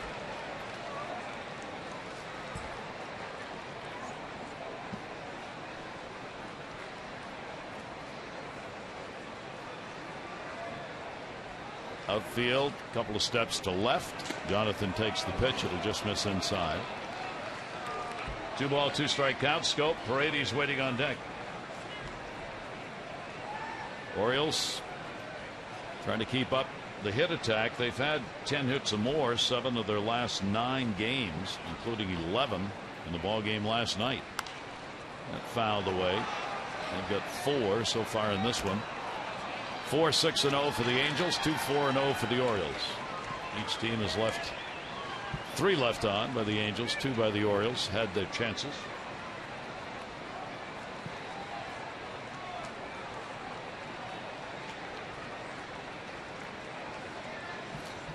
Scope waiting on it. 2-2, just tipped. Yeah, you think it's because it's 66, 68 miles per hour. And I learned this lesson against Ron Peronowski, the great left-handed reliever. You sit on the bench, you go, oh, it's big, slow curveball. Then you get to the plate. It's big and slow, but the spin is very tight, so it doesn't stay in the same location very long. 2-2 delivery down to third. And they see it then, you know, so he comes back with 75. He went to 85. He went to 81. Very difficult to time this. And you mentioned it, the first inning was pretty much about hitting Chris Davis. Yeah, Manny got a base hit, but then with 2 outs, hit him on a 3-2 pitch. And then Wieters and Scope got hits. And it was his first inning pitched in the majors in 40 days. So 3 ball, 2 strike count. Good ballpark for Jonathan Scope. 294 lifetime hitter here. Couple of home runs in this ballpark. Jonathan, there's the off speed out in front, and you see the hitters just walk away talking to themselves. Well, that's the freeway pitch. It's 65. And that's what the speed limit is. Most of the freeways here in California. Unless you're driving. It kind of goes on the on ramp and then down ramp and ends up low and away. Do you take the 55 to the 10 to the 101 south? Off the Slauson cutoff? Well, I went by Slauson the other day and I thought of you. And Johnny Carson and all that. I'm going, wait a minute. You didn't believe me. There is a Slauson No, cutoff. there is. I had to take my wife for a little injection for the hamstring, so I had to go all the way down to Los Angeles. That was a nice ride. Good, a lot of fun. But anyway, we went right by Slauson, and I was thinking about that. You wanted to cut off, didn't you? Pitch will be taken inside. 1 ball, 1 strikeout. Actually, to get here from Corona Del Mar, you take the 73 to get to the 55 to the 5, and then get off an Orange Thorpe. Amazing. And then you just hope you don't end up in Disneyland unless you want to really have a good time, and then you're there for the day. Happiest place on earth. It is. We can do the Mickey wave. This announcement brought to you by. Like they need anybody more to go to that park. Oh yes, it's unbelievable how many people go. Always need to more. Disneyland. Well, yeah, they, actually. Paredes on the 2-2. Let's just throw it slower. Weaver's got 6 strikeouts. He strikes the side out here in the 4th inning. 4-2.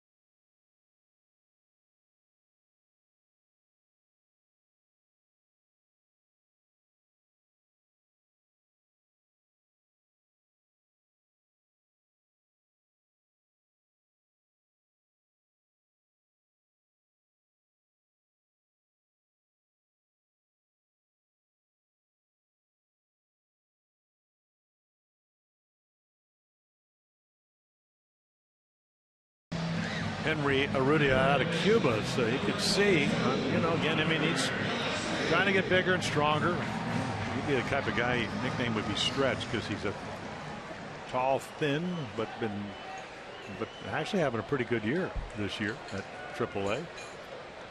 Again, Norfolk not a great place to hit home runs. Here they brought the fences into more of a pitcher's park, right on the ocean, and wind blows in. Used to be like 3 or 4 inch grass, kind of like playing the U.S. Open. You lose your golf ball, you could lose a ground ball to the shortstop. Here is Connor Gillespie. He drew a walk his first time up. So Gonzalez will try and settle it in. A couple of walks, 4 strikeouts. Weaver hasn't walked anybody, has struck out 6. Both pitchers struck the side out in the last half inning they pitched. The trouble was David Murphy hit a 3-run homer while Gonzalez was doing it. And the pitch is up and in. So Miguel, the count goes to 2-0. Well, it's funny how I always say, and I've always been a big fan of Miguel Gonzalez because he's a 4-pitch pitcher, but at the end of the day, the more you see him pitch, all the pitches revolve around his fastball. He's had good velocity today. He's never really established it, especially the location. And what has Weaver done? Throw strikes. Yeah, throwing strikes and staying out of the middle of the plate, changing speed. Now Miguel can do all those things. And again, what he's going to really lament after this game, I mean, obviously his job is slam the door here, hope that the offense comes, is that the Murphy home run was an 0-2 pitch. And it just didn't look like it had any purpose. It was just a target somewhere, kind of like the one to Lowry where he hit the triple 0-2 up in Oakland. In the air, Manny Machado will give chase, and there'll be no play. That goes into the first row. And my point being is that you spend your whole life as a pitcher throwing to the glove. So why would you he did it in Oakland. I asked him after the game, I said, what is this 0-2 right kind of letter high in the middle of the plate? Well, I mean, and really didn't have an answer, and that was tripled off the center field wall. So Murphy, what are you trying to do? If I want to get him, I mean, how do I want to get him out of the way? Obviously 5 for 9, now 6 for 10. He has trouble with it, but 0-2. Hey, am I going to throw a slider down and in, then go away? What am I going to do? But 0-2 in the middle of the plate, that's the pitch he hit.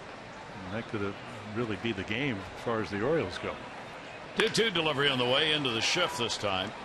Play made by Hardy. Orioles just jumped into that shift on that count. This Saturday, the first 20,000 fans 15 and over get the J.J. Hardy orange replica jersey. The A's will be in town, 7:05 game. Great addition to your wardrobe. It's the O's popular alternate jersey. You can get your tickets at Orioles.com or 888-848-BIRD. Chris Iannetta with one down. Iannetta flied out to center field. And we'll take it for a strike. Around baseball, David Ortiz looks like he'll be back in Boston. His contract vested for next year, $11 million. Could be $5 or $6 million more, depending on incentives in the deal. And Ortiz said the other day, I've earned the right to be back. I'm going to tweet that. Cubs are 13 games over 500 for the first time since 2008. They have won 9 of their last 10. 1-1 delivery on the way inside, so the north side is some excited as they've got a shot at a wild card spot. That's their best opportunity right now. They've played some pretty good baseball. Not great, but pretty good. 2 ball, 1 strikeout. And that pitch will be in there for a strike. Yeah, both the Central divisions being dominated by the first place teams. The Royals with the best record in the American League, and then the Cardinals. We talked about a 71st win yesterday. They just win. Yep. Again and again and again. Again, yeah. 2-2 delivery on the way, and a swing and a miss on a nice pitch down and away gets Iannetta. 5 Ks for Gonzalez. Yeah, his stuff's so much better down in the zone, and then once you establish down, and this is where this one's going to be. Nice little slider down and away. Last time he got that same pitch in the middle of the plate, and Adam Jones caught it over his shoulder. At National League wildcard race, Pittsburgh and Chicago are the 2 wildcard teams right now. Giants are 2.5 out. Washington 4, but Nationals, of course, are in the battle with New York for that title in the division. 2 down, bases are empty. Giavotella, a double, a run scored, and flied out to left field. After a 1-2-3 inning here, Gonzalez has not had one. Showed bunt, brings Manny in at third base, pulled the bat back.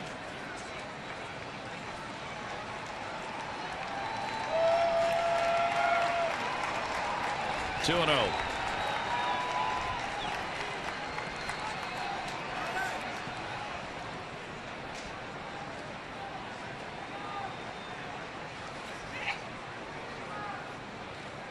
Pitch on the way to short and a base hit. So Giavotella continues at the top of the order, doing well when he hits there. A couple of hits, 3 at bats in the ball game. He swung with 2 down. Get in on the baseball action with Masson. Text the word Orioles to 29292 for team alerts and chances to win exclusive prizes all season long, including meet and greets with your favorite players. Again, that's Orioles 29292 for O's alerts you can't miss.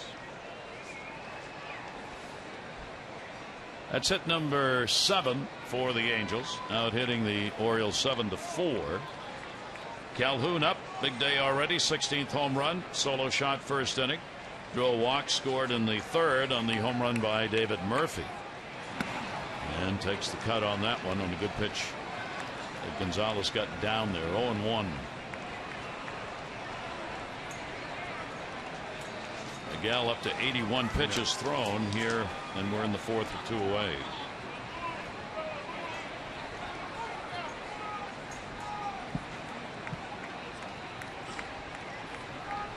Calhoun with the 0-1 count, anchoring the number 2 spot in the lineup. That one will be in the dirt. Weeder's able to stop it. Last year, Calhoun got some time in with the big club, a lot of it. He hit .272, 17 home runs, 58 RBIs for him. Yeah, and it looks like you talked about, what, 60 RBIs. That's a couple more than last year, 1 less home runs. It looks like he's going to exceed that. Good outfielder. We saw his arm on Friday night when he threw out Nolan Rimo. They just kind of like him. You talk to anybody, you talk to Don Baylor, he said he's a gamer. Just shows up, ready to play, hangs in against lefties. 4 of his home runs against left-handed pitching. 260 there is Don. Actually the most valuable player when he played here in Anaheim, 1979. Made the cover of the press guide as an MVP because Trout won it last year, Vladimir Guerrero won it in 2004, and Don won it in 1979. MVPs for the Angels. Yeah, we traded him for Reggie Jackson and Kenny Holtzman from the Orioles, along with Mike Torres, who was a 20-game winner. And when they made the trade, Earl Weaver said he will be a most valuable player somewhere down the line. And it didn't do it in Oakland, but it did it here. Earl knew, as you well know. 1-2 count. And the breaking ball will stay up high. Full shift employed here with 2 down against Calhoun in the infield. That's a good point, because Earl knew that I needed to know. And made sure you did. That he knew. That's right. It's important to tell people those things. Just in case they're not grasping it. Just in case. You do it the Army way. You tell them. You tell them you're going to tell them. You tell them again. You tell them, and then you repeat it. Here's the 2-2 delivery and a little roller that'll go foul.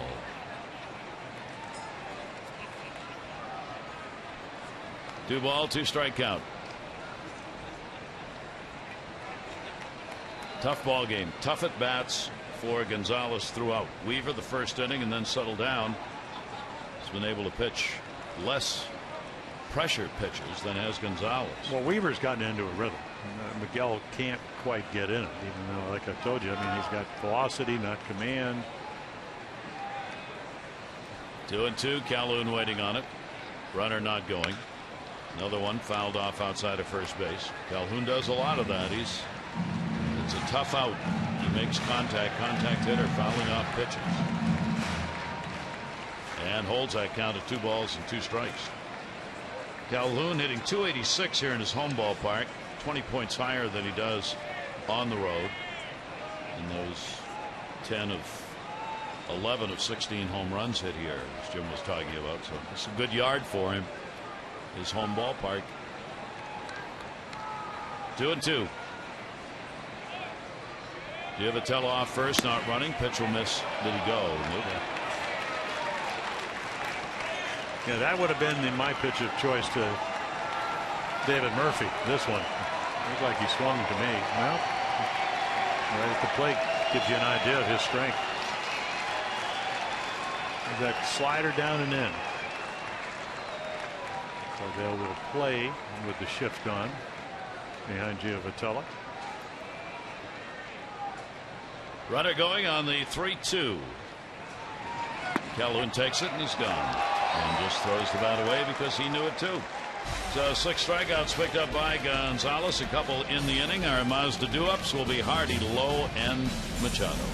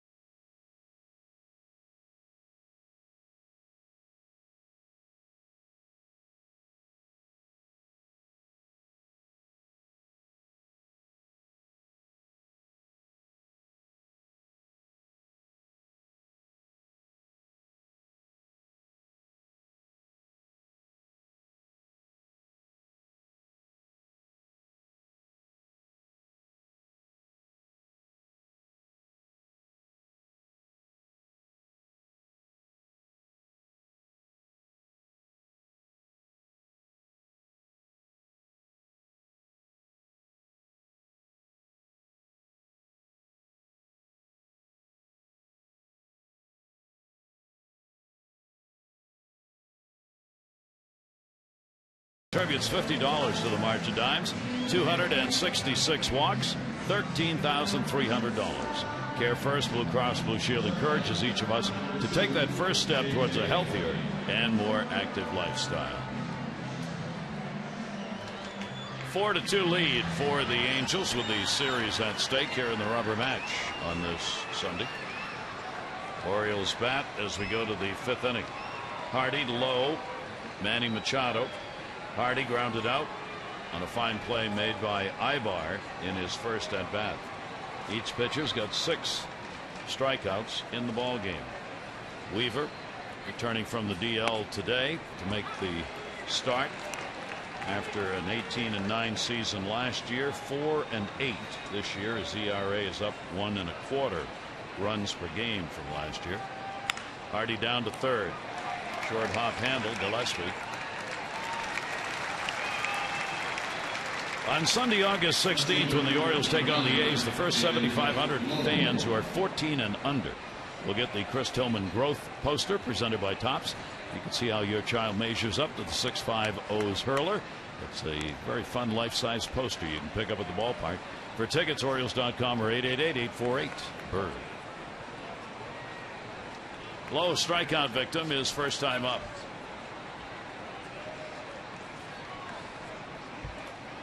Pitch to him up high.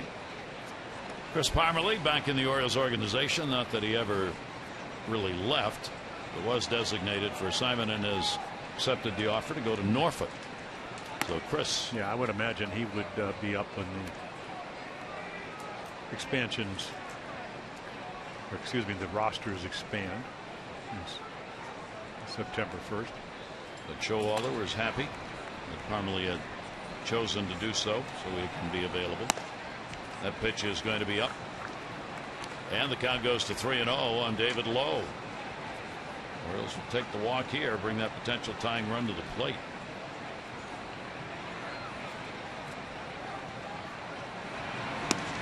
Pitch on the way taken. He was looking for the walk. Yeah, and Jared Weaver is going to make him put the ball in play if he can. Not going to walk anybody. Not with a 2-run lead. 3-1 pitch and low. Takes that one. That's on the inside corner. 3-1 changeup. Kind of gives you an idea. Nobody like him. Nobody 6'7" that throws this soft, changes speeds this well, has this kind of deception that you're going to face. And the 3-2 delivery on the way and a breaking ball, and didn't get it. I think it's hard for hitters to kind of say, okay, I got to gear down. You know, usually we talk about it all the time, guys coming out of bullpen starters, they're gearing up, trying to catch 93, 94, maybe 95. Here you got to say, you know what, I'm going to look for 83 and I'm going to wait. And I know Scott Coolbaugh, the Oriole hitting instructor, is saying we did not do a good job of using the middle of the field. And that's how you wait. You wait and go back up the middle. It's hard to do. Weaver's 7 strikeouts equals his high that he had against San Diego earlier. His career high is up to 15 back in 2011 against Toronto. Different kind of pitcher then. Weaver taking a very long walk. Yeah, I'm wondering if he hurt his hip. I think he did. He wants a timeout. Yep. You know, again, the left hip inflammation, and boy, you're right. He came off, and when he threw the pitch, you could see a little bit. Blister. Bleeding on his thumb. Maybe a blister. Yeah, I can't imagine he threw this many slow curveballs when he did the rehabs. 9 innings.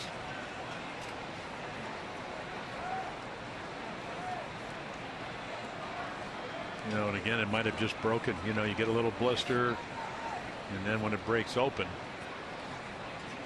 it's another reason to go back on the DL. It's almost impossible to get those things to heal once you cut them, or you can't put tape on them because that's illegal for pitchers to do, that they know about.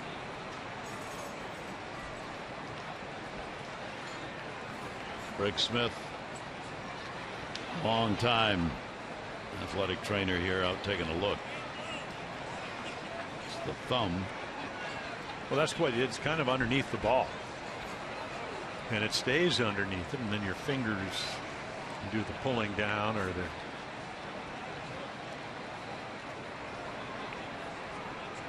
it's like right on the top of the thumb. It's kind of It's very hard to stay in here. You can't stay in if it's bleeding. No. And you're not. I don't think you can just stop the bleeding. And as Jim said, you can't put a Band-Aid on it. So you touch it up, hoping. Well, he might have, you know, septic pencil or something to stop the bleeding, and then I can't imagine. I mean, it's going to be his last inning. It's the Orioles, as you mentioned, just looking for a base runner. Tying run will come to the plate, and of course, if you favor that, and I can't imagine you could do that very long. When I tried to make that comeback after taking 7 years off, I got a little blister, and it just doesn't go away if you continue to throw. He's going to try it here. He'll throw one or two.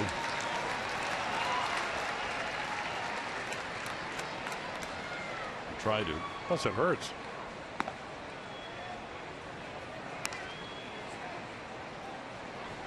You see right on the top. And that's where the ball sits, and it just sits right on top of that knuckle. But you made a good point about stemming the bleeding.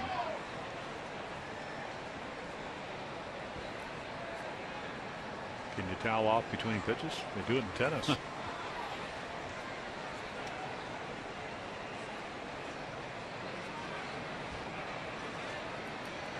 Well, Smitty's trying to fix it up out there with something to stop the bleeding, but you can't keep doing this for very long. Jerry Davis is moving in, the crew chief, with a let's go one way or the other. And there is no way that will heal 4 or 5 days between starts. That's the unfortunate part of this. And he may not even be able to continue here in the 5th. I wouldn't throw any more warm-up pitches. You want to stay in, you might want to just keep throwing. You know, and Manny ought to take a pitch or two. How's he going to get through this inning?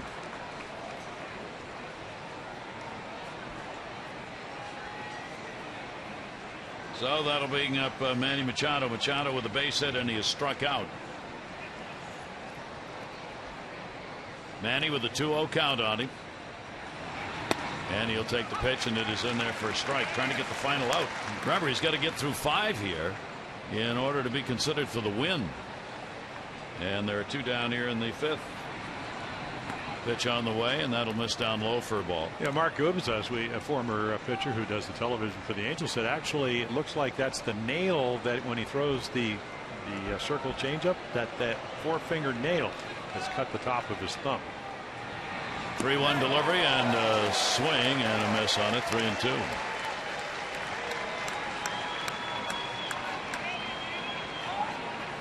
Yeah, big slow curveball. 3-2, 2 down after a 1-2-3 inning. Down to third. Gillespie a dive. He's got it. And Weaver could be a winner. So he stays in to get that final out. That's 9 in a row. He's retired, counting that double play picked up in the 3rd inning.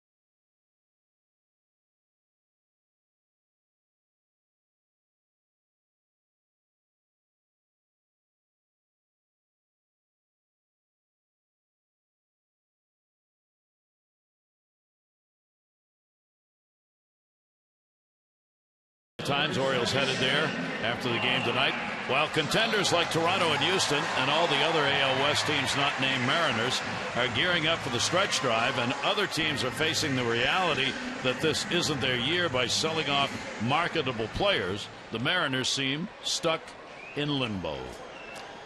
They have had a very disappointing season. However, the Orioles are going to get there when their bats have come alive. Nelson Cruz has got the longest hit streak going at 18 and 21 consecutive games that he's reached base. A bit ironic that the 2 leading hit streaks coming into this Sunday are owned by Cruz and Markakis. Is Cruz available? Cruz is not available. Okay. He signed a long-term, guaranteed for life, going to retire deal. They wrote a very favorable article about Nelson, not only about his hitting, we all know about that, last year 40 home runs. Corey Rasmus is going to be the long guy. We saw him actually pitch with a lead the other night, 4-pitch pitcher. Dallas a good heater up and in. So Trout leads it off. He is 0 for 2. 3 hits in 9 at bats in the series, including a home run. 4-2 lead for the Angels. And Trout will foul that one down the line and right. Other hot bats in that Seattle lineup are going to go to Brad Miller. He's hitting .350 in his last 12 warm-up action. Again, McFarland. The Orioles do get a break. King Felix is pitching today. So you'll miss him. Certainly one of the best pitchers in the American League. Here's the 2-2 delivery on the way. Bounced it. Well, how about what Jeff Bannister did yesterday in against the Mariners. Of course, Cruz and Cano had hit home runs the night before, so what he did, he walked the bases loaded to get to Jesus Montero, put the winning run out in scoring position, and then Montero struck out. Didn't want to pitch to him. Sometimes you got to live dangerously. And he did. 3-2 delivery on the way, foul back. Speaking of which, Cano's hitting .346, 6 home runs since the All-Star break, and Kyle Seager's hitting 10 for 23 with 2 home runs since the break. Yeah, well, so they got some bats. Yeah, they went to Colorado and they got healthy up there. They'd won 5 out of 7 after they got out of Colorado. Of course, you know, a lot of those guys can hit anywhere. Trout puts that one a mile high to short or left. Hardy back, and he will put it away. When we're talking about Seattle, take a look at our Mile 1 upcoming schedule, brought to you by Mile 1 Automotive, offering you 20 convenient locations throughout the Baltimore area. Visit them in store or online at mile1.com. There you go, your favorite game on Wednesday. That 12:30 game, 12:40 game right after a night game. Always enjoyable. Well, they gave us an extra hour by starting at 6 o'clock last night here.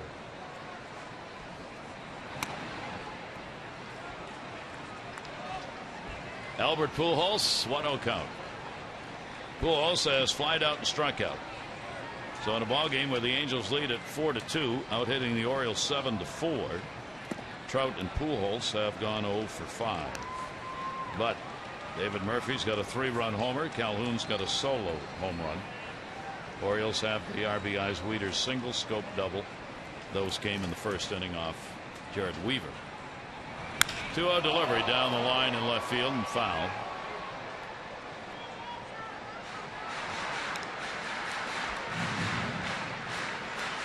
And they're pretty typical for Miguel. Just again, the command struggle, so the pitch count up. This will be his 98th pitch. And usually pretty efficient, a little bit over 16 pitches per inning. Not the case today. 2-1 delivery the other way in the air. Parra coming hard. Ooh, last minute. He had Chris Davis coming and was looking at him. Found the ball again and makes the catch. Yeah, we're you know what, we're both going to be free agents. We're not going to have an injury here. So I got it. And then tentatively makes a very nice web. That's a literal web gem, right in the web of the glove. Able to catch it. There's nothing routine about any fly ball with this high sky here. So 2 down. Maybe not as bad as San Francisco or Oakland, but it's up there. And fouled off the mask of Wieters. Murphy, the big 3rd inning 3-run homer, is 6th of the year after Trout and Pujols had struck out with 2 on. Murphy, with 2 down, delivered the blow that has put the Angels on top for the moment. Reaching, and we'll foul that one back.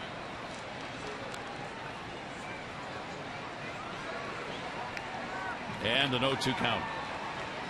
Have to say to our hosts here in Anaheim, this is one of the finest Arnold Palmers I've had. That is a very, very solid break.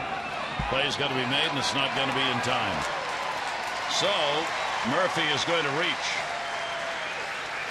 Gonzalez, strikeout number 7, with a long backstop here, and it went all the way back, and Wieters had no chance.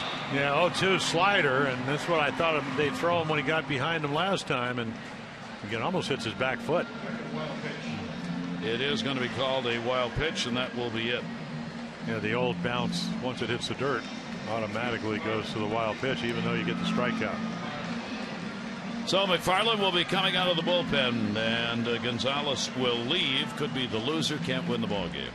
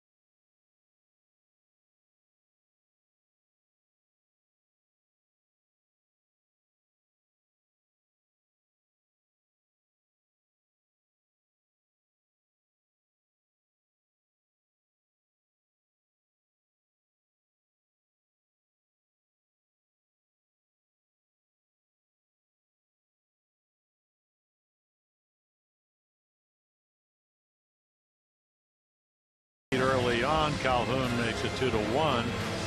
Again, he ends up striking out 5. Actually, make it 6.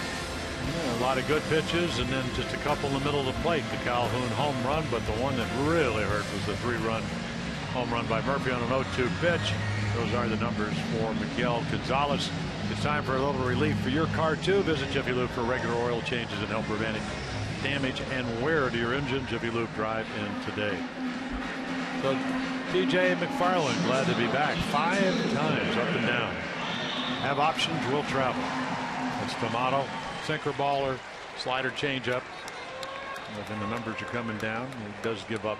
He pitches to contact, so sometimes more hits, and then that right-handed batting average was up over 500, and that came down as he pitched well in Oakland first time back. He's never pitched against the Angels. And the first one thrown, hit to right center. Adam Jones digging. It's going to take a bounce off the bottom of the wall. Murphy will make the turn. They're going to hold him. Good cutoff on the relay to Jonathan Scope, and Murphy not fleet of foot.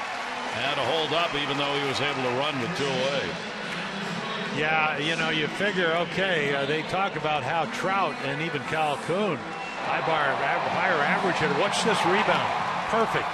And then what do? You hit the cutoff man, and then if you're Gary Saracena, you're not going to get Murphy thrown out at the plate. So Ibar continues to wrap the ball with a couple of doubles, 2 for 3 in the game. The intentional pass will be given to Crone to load the bases, with Gillespie waiting on deck.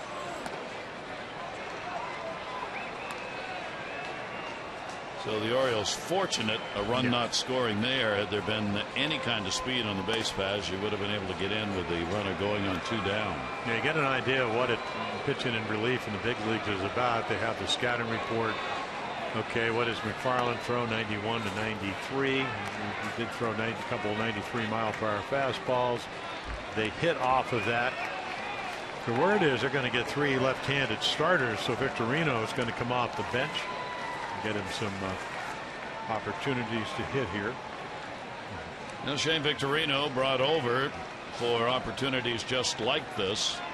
Chance to get some flexibility in the DH and the outfield roles depending on lefty righties. Yeah, they go to Chicago. They're going to get Chris Sale, Carlos Rodon, and then John Danks. So 3 left-handed starters.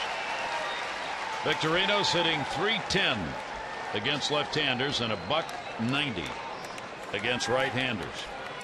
He is on with the bases loaded. Big moment in this game with a 4-2 lead on the board for the Angels. And McFarland looking for that final out. And the pitch will be taken away for a ball. Real good high ball hitters. They started hitting exclusively from the right side because of hamstring problem. In fact, he was going to swing left-handed. Mike Socia on Friday said, no, not ready for that. Victorino's first chance with the bases loaded this year, and that will be a strike on the outside corner. So if you're TJ McFarland, I ask him, the number is incredibly high right-handed batters, and down at AAA Norfolk did work on trying to pitch more on the inside part of the plate. And of course you can do that when you're ahead in the count. Victorino, ground ball that'll be foul outside of first. McFarland has been a starter half the time, 9 starts down in Norfolk. He has been a real savior for the Orioles out of the bullpen. The Orioles, with Tommy Hunter gone in the trade, Jason Garcia has not proven himself here yet and is not being used in key situations and probably won't be. 1-2 delivery, and that'll be looped the other way, foul. Garcia had to come up, but the Orioles are going to face losing him. That's why he's in the bullpen. He had to get in major league time at the end of the year for a certain number of days, or he would have lost the Rule 5 status. The Orioles would have lost it, so they want him available. So that's why he's here. 1 ball, 2 strike count. Shane Victorino with the bases loaded. Victorino, ground ball to the middle. Hardy diving, gets it second, and he gets the out. And the Orioles shortstop yet one more time comes up with a key play on a ball headed to the middle. He makes the dive. Jonathan Scope gets to second base. They get the force out. Bases are left loaded, and nobody scores.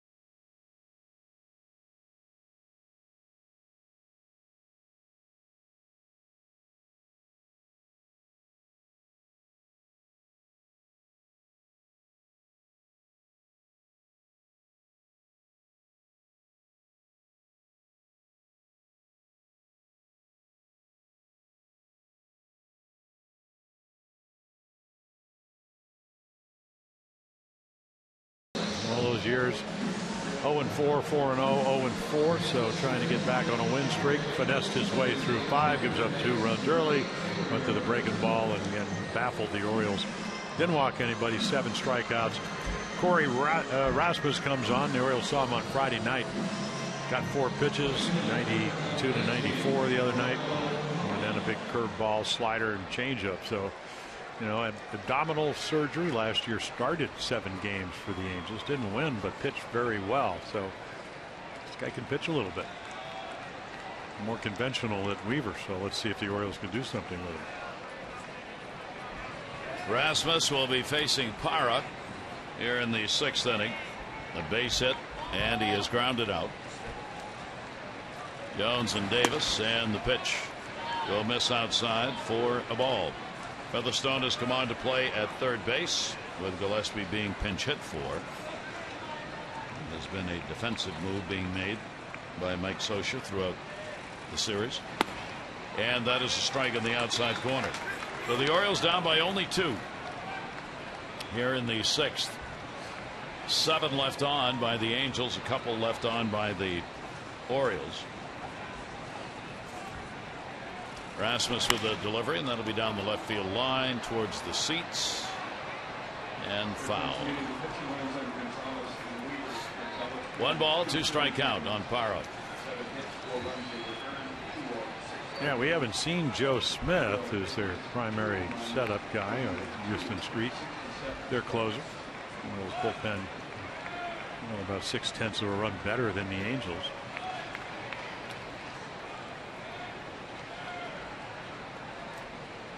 Rasmus out of that set position. Parra will foul that one right straight back. Came back with rehab at AAA when he was activated, coming off the DL for that surgery Jim talked about, missing 79 games. And a 1-0-1, 2.35 ERA, limited 10 games at AAA, and then the 2 2/3 scoreless 3 games as a reliever with the Angels. Breaking ball is tagged way back right field, up and goodbye, home run. So Parra delivers the long ball for the Orioles and makes this a 1-run game. Well, you need it. Been getting hits, first RBI, first home run. They're now only down by 1. Well, the ball, you talk about whether the ball carries you here or not. And the Angels came in, ERA a little over 3 runs per game, but if it ever is going to carry, it's going to carry in the daytime. Well, that's where they're all hitting them. They've all been in almost exactly the same spot here today, home run wise. Calhoun, Murphy, and now Parra. for the Orioles, and it's a 4-3 ball game. Rasmus greeted with a homer on the first batter faced. Here's Jones, who will take it for a strike. Yeah, a little breaking ball, and I would imagine it ends up in the middle of the plate. Oh, yes, it does. And Catherine Rogers, our Maryland lottery contestant, that's worth $500 on the home run. Jones with the 0-2 count. He has struck out, hit into a double play, couple of hits, 10 at bats in this series. And Parra really launched into one to get his first home run as an Oriole. For Parra, that is the 10th homer of the year. Adam fouls that one back into the seats. No, there's 94. And like we said, Erasmus, who did come up to the Angels last year, and did get 6 starts. He's got a nice little 4-pitch mix. 0-2 delivery, way outside. So another tight ball game. These teams have both throughout the season series used the home runs as their chosen weapon of offense. That'll be the 7th for the Orioles against the Angels this year, and the Angels, as we mentioned, have 7 against the O's. 2-ball, 2-strike count. Yeah, but as I said, Rasmus a little more conventional, still has very good stuff, but can you imagine never saying you want the guy throwing 83, 84 out of the game? No, but Weavers did a great job of changing speeds. 2-2 delivery, and that's one of those high pop-ups. First base side. That'll be handled by Crone. Let's take a look at Orioles baseball on MASN, brought to you by University of Maryland University College. In this moment in history, 5 grand slams hit in a single day for the first time in Major League history. That was back in 1999. That was the Cardinals, Fernando Tatis, Jose Vidro, the Marlins, Mike Lowell, the Yankees, Bernie Williams, and the Mariners, Jay Buhner. And then in 46, 8 games played under the lights. First time in Major League history that every game on the schedule was played as a night game. That one is tagged. They're just turning around to look. Chris Davis, goodbye, home run. Oh, what a shot that was into the tunnel in right field. And the Orioles have tied it up on 2 homers. Yeah, I tell you, I like the way Cole Calhoun, the right fielder for the Angels, he just turned around. He said, well, I got mine back in the first, but this one's a real long one. So 1 home run from 30. 29th home run of the year, Chris Davis, a moonshot. 80 RBIs for Chris on the season. And the Orioles come back on homers by Parra and Davis. And this ball game is tied at 4. And I mean Davis put that one to folks who were standing outside of the seating area by that tunnel in right field in the power alley.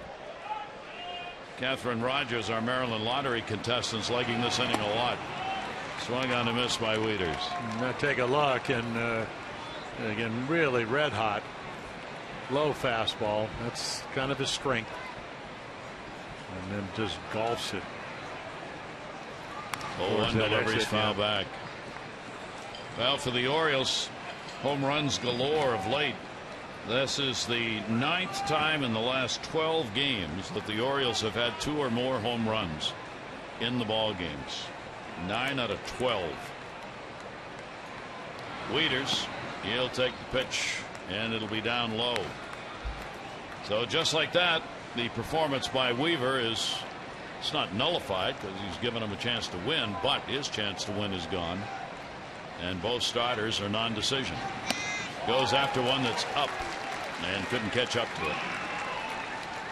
Yeah, it's amazing when you look at pitches. You know, the same pitch to Chris Davis might be a good pitch to another hitter. So again, right here, we already saw with Weaver throwing about 85 top speed. That's the same pitch that Matt was able to hit into left field for a run in the first inning. But again, 92, 93, it works. So there are 2 away in the 6th inning. That ball is going to be put way up in the air. Iannetta back and will not have a play on it. Jonathan Scope.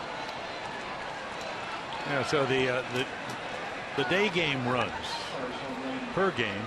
You see the Blue Jays, and then the Orioles are fourth. Colorado, of course, they play high altitude. The Tigers best average and best on base percentage, and then the Royals one of the best records in baseball.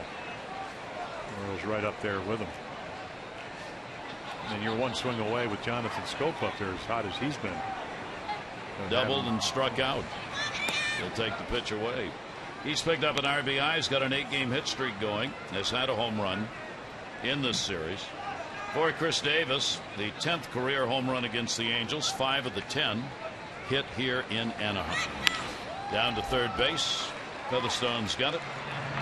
Makes the play over to first, but a big run, big inning for the Orioles. Parra with his first as an Oriole. And then Chris Davis delivers number 29. That's his 4th home run this month. 4-4.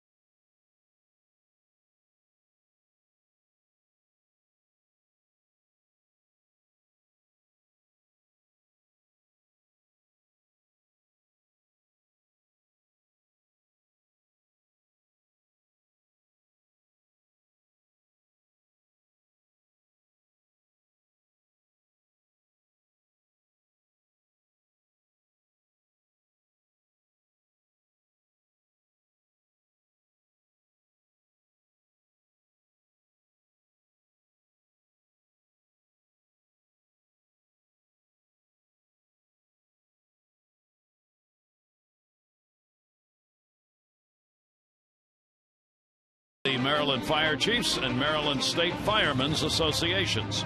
Email mdfirevolunteer@gmail.com to volunteer with your local fire, rescue, and EMS. Gary Thorne and Jim Palmer here in Anaheim. Quite a ball game to wrap it up here as we got a long way to go. Tied up at 4, bottom half of the 6th inning. Both teams with opportunities with a lead. The Orioles striking for a couple in the 1st inning. Angels got 1 as well. Angels got 3 in the 3rd to take the lead. Now the Orioles 2 runs in the 6th inning. So McFarland becomes the pitcher of record. And we'll see how he handles that. And all of a sudden a little bit more stress involved. Iannetta's 0 for 2. He has struck out and flied out. And a 1-ball 1-strike count.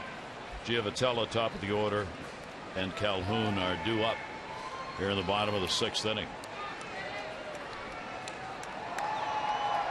1-ball 1-strike delivery by McFarland, and he got that one by him. Good strike at 91.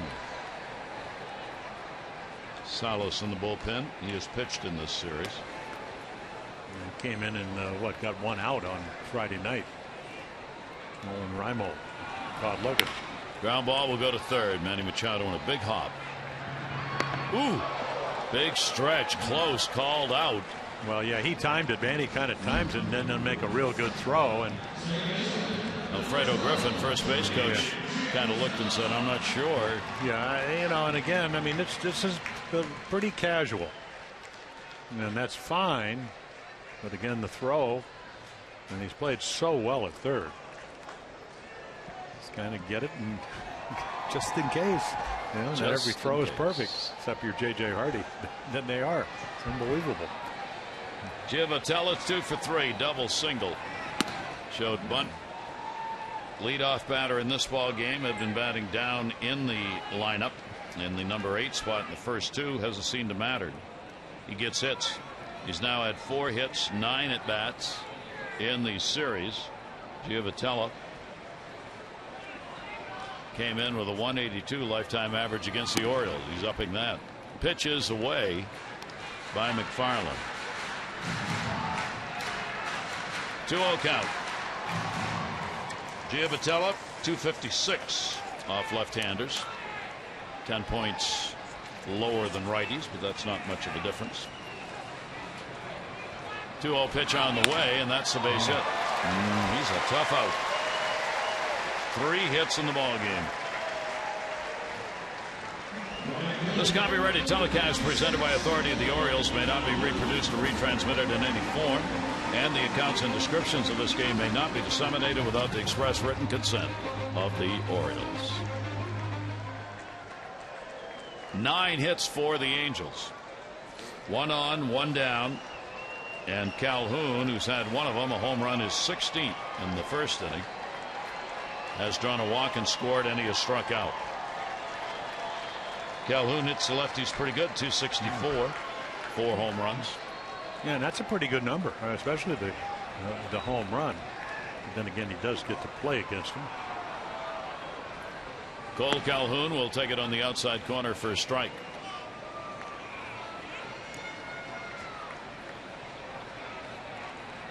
Sunday day game that's got some legs, and an 0-1 count. Does it ever?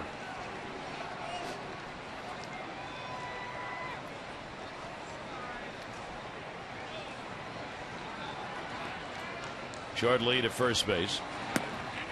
1 down and away, swung at. Not going to hit that one. Need a paddle, and it's 0-2. Yeah. Cole Calhoun has proved, at least to me, that he's a high ball hitter.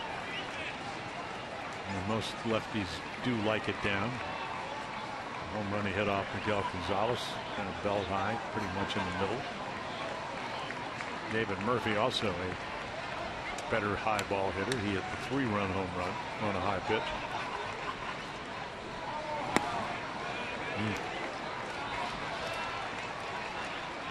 Calhoun 1-2. Infield shifted against him, playing him the other way and in the middle. They really stacked it to the middle in this defense. Hardy's trying to locate people right now. Now against right-handers, they actually would be in a shift position where they play him the pull. Yeah. Against lefties, apparently the spray chart tells you a different story. 1-2 delivery on the way. Got a hold of that one to right field. Parra going back. Warning track. Parra makes the catch. Runner back to first base. Calhoun is out. He had him up on that one, though.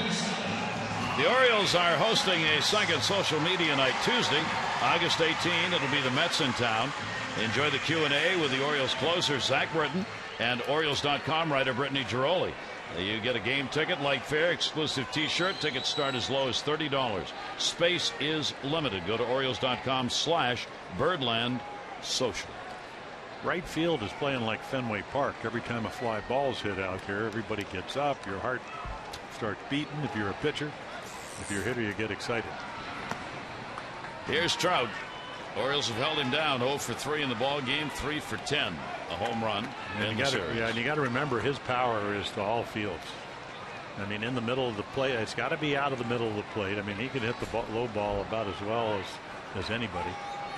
311 off lefties, 8 of his home runs off left-handed pitchers. 1 on, 2 down. Outside corner strike. Trout leading the league coming into the day, just 1 ahead of Nelson Cruz in the home run department. He's got 33. Up there in RBIs is 69.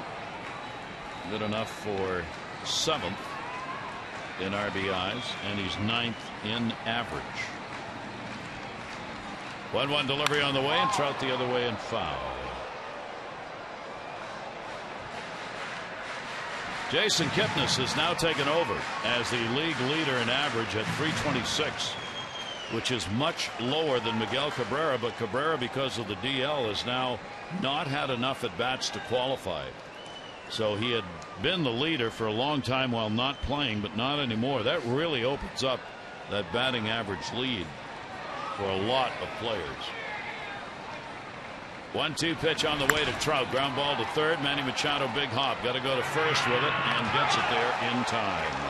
No runs on 1 hit, no errors, and 1 left on base. Trout is 0 for 4 in the ball game, and the ball game is knotted up.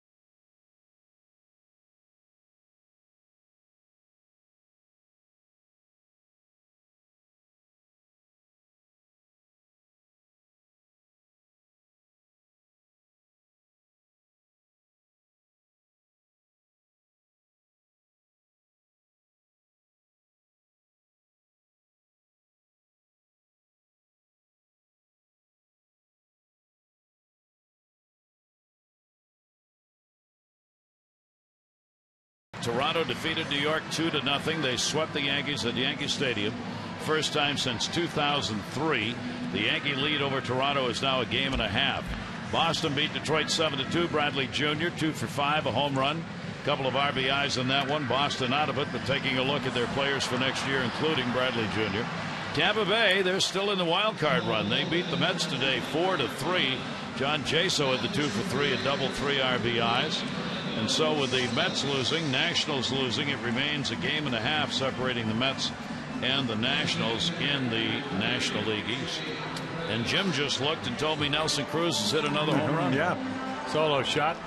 So he's now tied for the lead with Trout with 33 home runs in the American League. So you saw Salas, 44% fastballs, not a hard thrower, but did come in, get the strikeout on Friday night. Fastball at 90, change up, 84, got a knuckle curveball. You can see lefties hit him well, righties don't. And then comes second year with the Angels. And we'll see if he'll throw some off-speed stuff, Mr. Paredes. That'll be fouled away. Paredes going right after it. He only worked a third of an inning at a strikeout in his performance in game 1, but that was enough to get a win. He won it. Now 2-1 on the year. That was the 8-4 Angels victory in the first game of 3. 0-1 delivery on the way. That'll go towards second base. Big hop. Giovatello's got it. Makes the play. Paredes retired. He is 0 for 3. As promised earlier in the game, we've selected the Data Strong fan photo of the game. Tweet your strongest fan photo to O's Couch Cam. You just might see yourself in an upcoming broadcast. It's brought to you by T-Mobile. The O's. J.J. Hardy. Yeah, bottom of the order, 0 for 7 with 1, 2, 3 strikeouts. Salas pitched to him for a strike. 4-9-0 for the Angels. 4-6-0 for the Orioles. Both teams have had other scoring opportunities in the ball game, but it's been the long ball that's been used by each to account for the runs. That's fair. Played at first. Crone just had enough on it to get down to first base. 2 down. On Wednesday, August 19, all fans that evening at the 7:05 Mets game are going to get the Manny Machado, Jonathan Scope handshake Orioles t-shirt. Great young star's signature on-field greeting, and it'll be a fun addition to your Birdland wardrobe. You can get tickets at Orioles.com or 888-848-BIRD. Angels have gone 1 for 6 runners in scoring position. The Orioles are 2 for 4.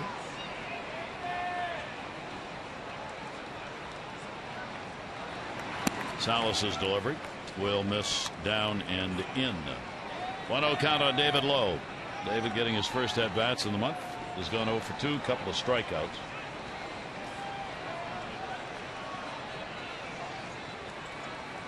Salas with 2 down, nobody on. Featherstone in at third base. Foul in that direction, but into the seats.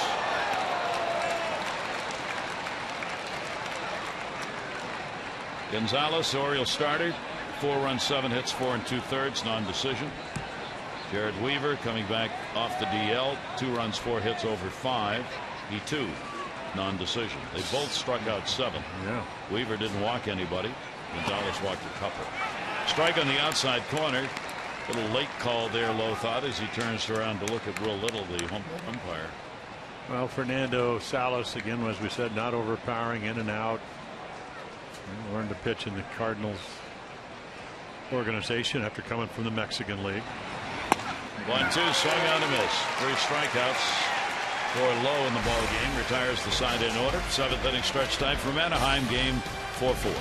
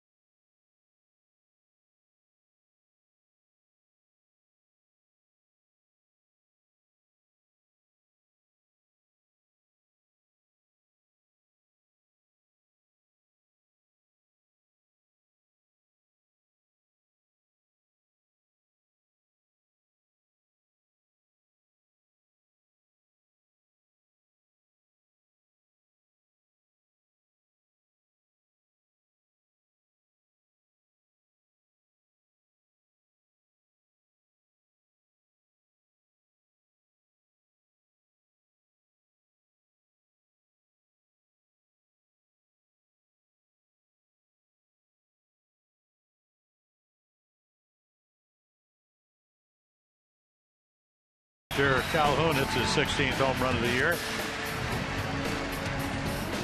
And then here come back the Orioles after the Murphy 3-run home run. The Orioles down 4-2. Parr hits his first home run, first RBI, and then 29th home run. A moonshot headed for the exit. Ties it up 4-4. This is where the game presides right now. It's time for your Geico game highlights. 15 minutes could save you 15% or more on car insurance. Visit geico.com for a free rate quote. Back at Angels Stadium with a ball game tied 4-4. Teammate T.J. McFarland on for his 3rd inning.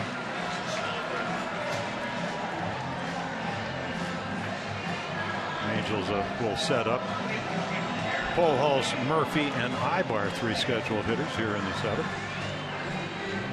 TJ's done a nice job. Come in, know what they like about him so much. Buck Showalter, one of his favorite guys, because he can pitch multiple innings. And when you're able to do that, you can save the bullpen. Like Showalter has said over and over again this season of McFarland, he has been the savior.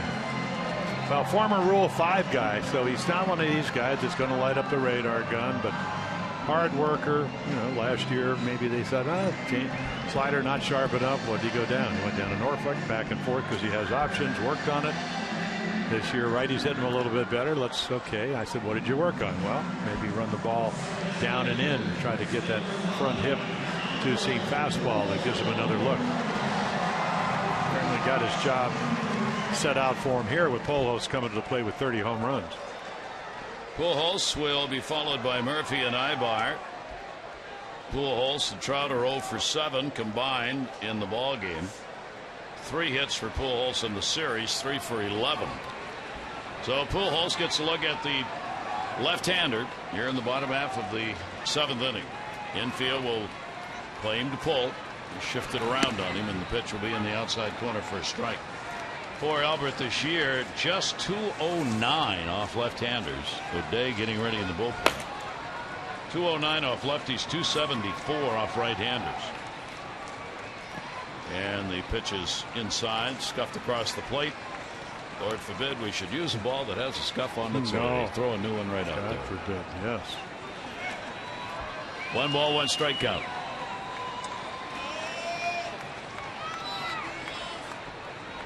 Little breeze blowing out towards left at the moment.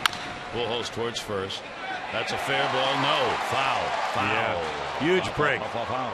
Yeah, Parr gets to it pretty quick, so I don't think it's going to be a double. It certainly had single written all over it.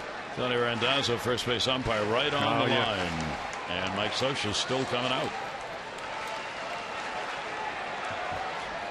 Scioscia, of course, looking at it with a pretty good angle, not right down the line, but from that third base dugout. Well, he's standing right there, and the ball doesn't have to land in fair territory. It just has to go over the bag. Can't challenge this. This is in front of the umpire. Fair foul call in front is not subject to challenge. Yeah. Certainly he was in position to get the call right.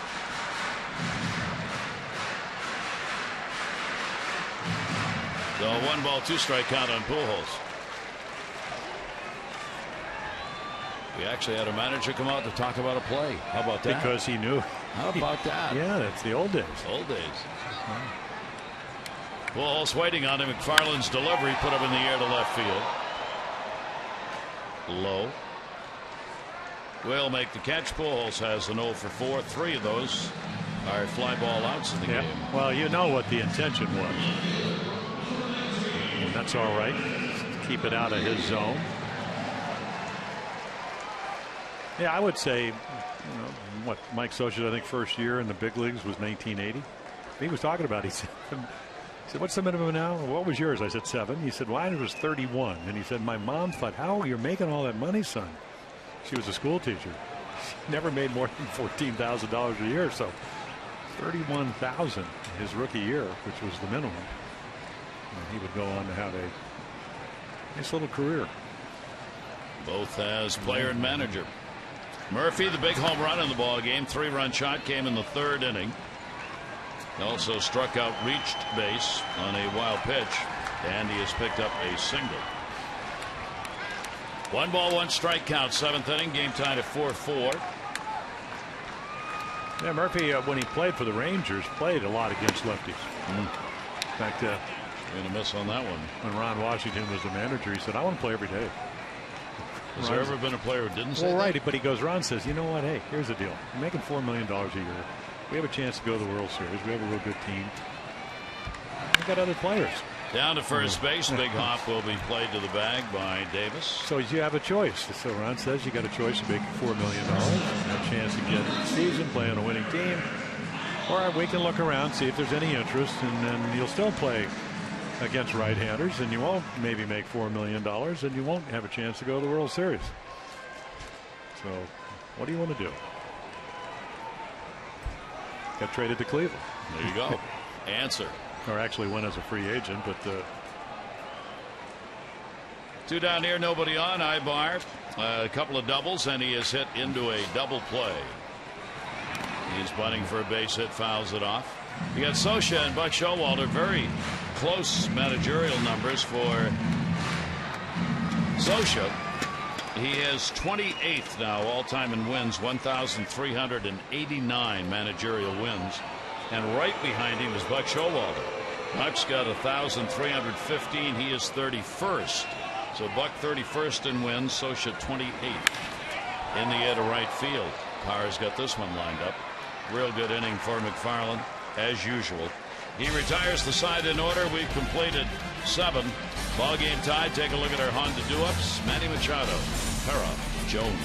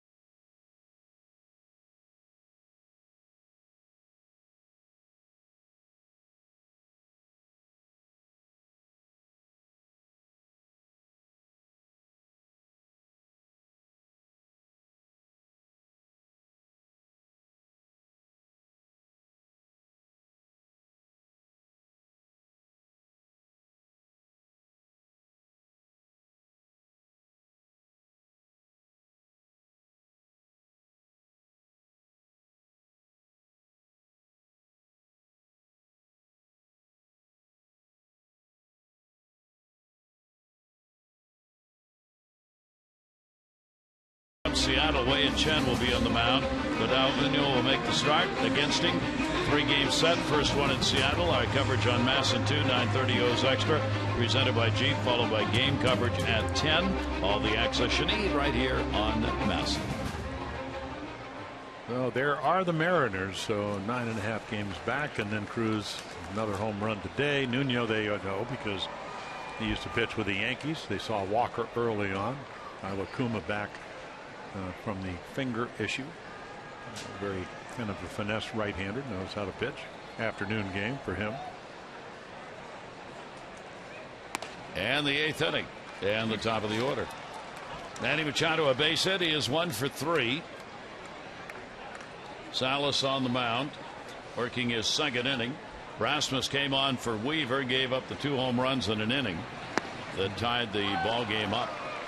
Salas gets it in there for a strike. Yeah, he's got an unusual windup. He's kind of a short armor. I mean, not a lot of extension. You had 6'7" Jared Weaver, whose arm looks like it's behind him, thrown over his head. Machado on the cut, and that'll take care of that event. Yeah, I mean, again, he gets ahead. He trusts his stuff. He can change speeds, not overpowering, but able to pitch out of the zone like you're supposed to when you're 0-2. And look where Ionetta's. He doesn't quite get it there. But to go back to the Murphy home run, it just wasn't a low and away target. So at least the intention is to try to get your pitcher to focus on your glove. And Parra's got his first home run as an Oriole, picking it up in the 6th inning, make it a 1-run game, followed in the inning by Chris Davis's home run. 2 for 3 in the ball game for Parra. Also has got a base hit, and the outside corner strike taken. Nitty-gritty time here in Anaheim. This is the rubber match of the 3-game set. Each team's had a lead in the ball game, neither able to keep it. Starters have been non-decision. Bullpen game. 0-1 delivery, fastball. That's in there at 92. Yeah, he's not going to waste any pitches, apparently. Walked 14 last year in almost 60 innings. And then again, not overpowering, struck out almost, in fact, more than 1 an inning. There it is right there, and he knew that. Walks away, 3 Ks. You would think Gerardo would have seen him in the National League, but again, I mean, he's a dart thrower, but he's not afraid to throw it over. Once again, he doesn't quite hit his target, but just center of the plate.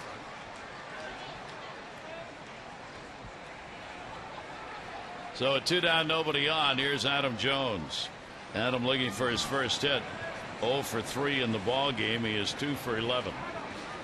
Well, he's starting to swinging at pitchers' pitches. And the good news may be that Salas will throw him something to hit. Actually throw him a strike. Because when he gets in these streaks, you don't have to. Yeah, ball 1. It seems like these are the type of games that started in Houston when the Orioles had lost the first 3, that they hit the home run off Chad Qualls. Come in. Adams ready for the pitch on the inside half, and Ionetta's going their way. And down the line, this will be towards the foul line, and it will be off the cinder dirt track here and into the seats. So Adam Jones will come back with a 1-ball, 1-strike count. Unable to get out in front of that pitch. Pitchers have started to dominate here after the hitters early on, middle of the ball game, are driving the ball. Last couple of innings for each team, the pitchers have gotten the job done. Yeah, it seems to be the quality of the pitches. Again, not always velocity, but where are you locating? 1-ball, 1-strike count. Trying to keep it alive for Davis. Adam would like to belt one out of here and give the ball club a 1-run lead. And the fastball will miss away. Salas 2-ball, 1-strike count on Jones. Bullpen shuffled a bit as the season has gone along for the Angels. Their bullpen is ranked 7th. The Orioles ranked 3rd in ERA in the American League. Yeah, 5 home runs, 40 innings. And a bouncer off the plate. It's not like he doesn't throw home runs, but 1 every 8 innings. Which is probably a little bit more injurious to a reliever than it is a starter.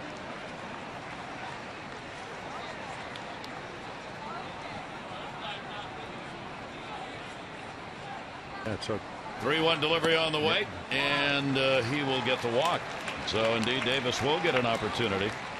That's the first walk the Orioles have had in the ball game. And as Chris Davis comes up, our Lexus Towson drive of the game. Yeah, they bring in Corey Rasmus, and Parra hits his first home run, and then Chris Davis, 29th, ties the game up.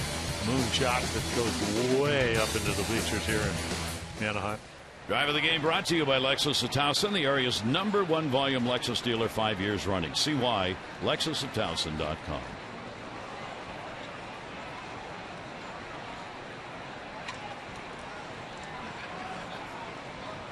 Two away. Chris Davis, 29th home run, came in the 6th, hit by a pitch, scored in the 1st. We certainly join in mourning the loss of Frank Gifford, longtime broadcaster who passed away today at the age of 84 at his home in Connecticut. As a New York Giant fan growing up, one of my favorites, and well, forevermore in that all-time favorite football shot of Frank Gifford, who got leveled in a game down on the field. Dick Buckus, I believe. Maybe. No, from Philadelphia. Oh. Pitches swung on and missed. Davis. Bernardic. Clint. Not Clint. Yeah, Chuck Bednarik. Yeah. He knocked him out of there. And of course, I know we both worked with him at ABC. Yep. Big loss today for broadcasting. A fine man. Kept a career going after in movies.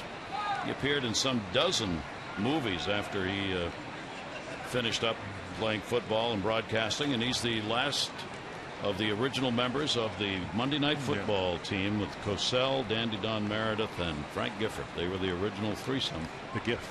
1971 Monday Night Football started, and those are the three doing it.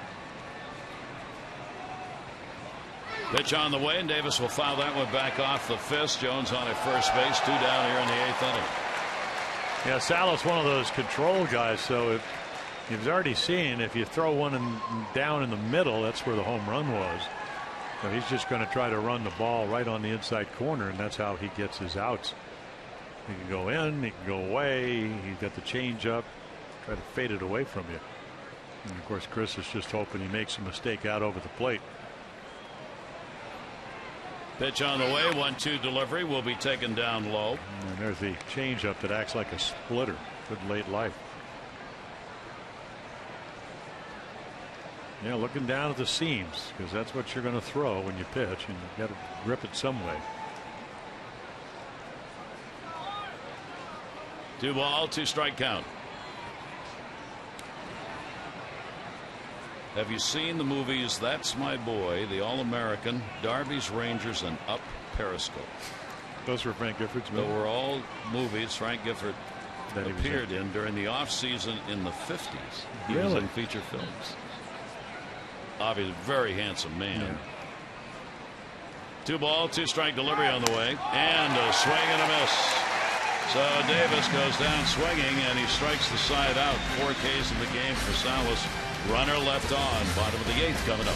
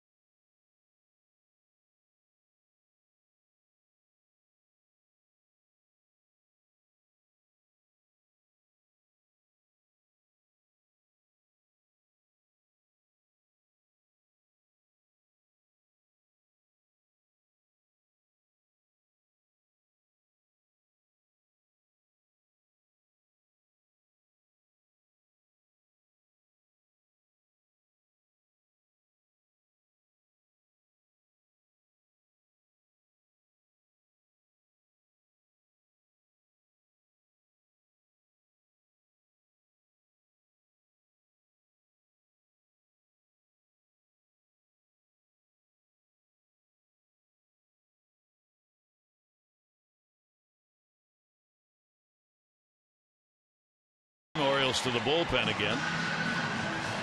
So Darren O'Day comes in back-to-back games, came in with a 5-0 lead, and actually got hit around a little bit for him. I mean, he gave up 3 hits.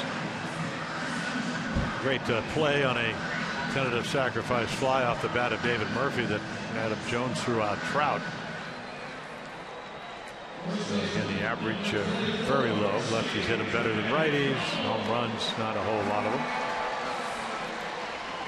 One more may win it.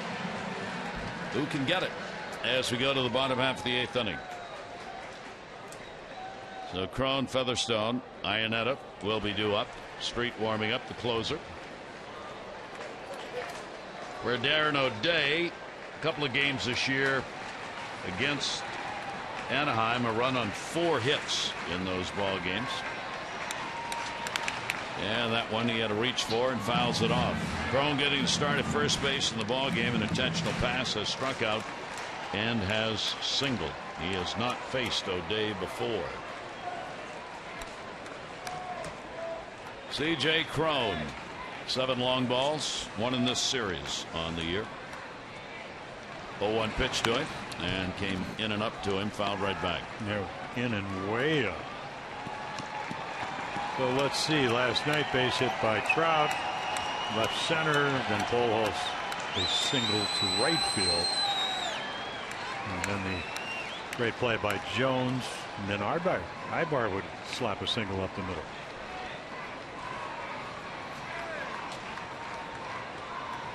Oh-2 delivery by Darren, and that'll be hit the other way down the line. Powers hit a long run, gets there and puts it away.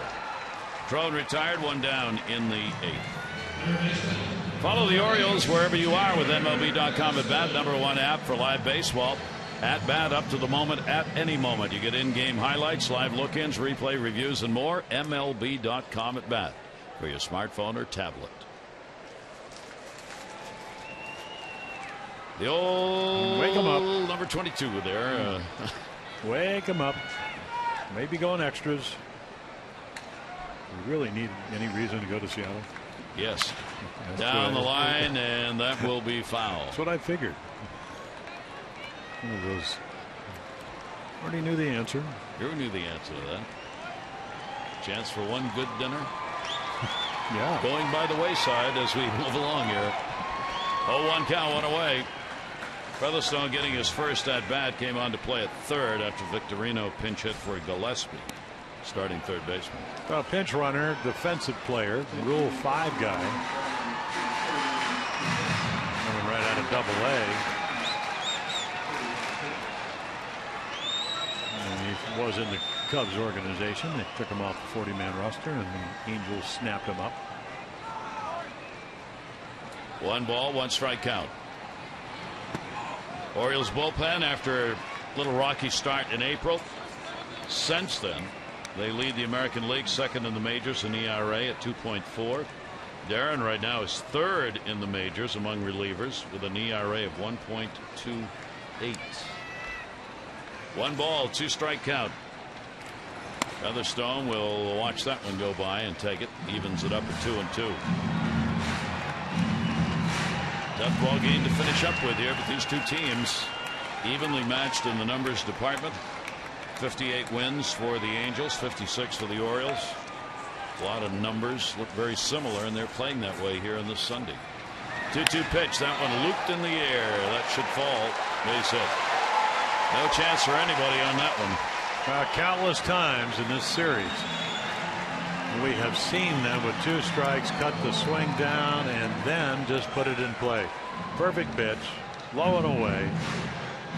We saw Crone do it, we saw Murphy do it a couple of times, and they've all done it, it seems. So the potential go-ahead run on at first base with 1 away,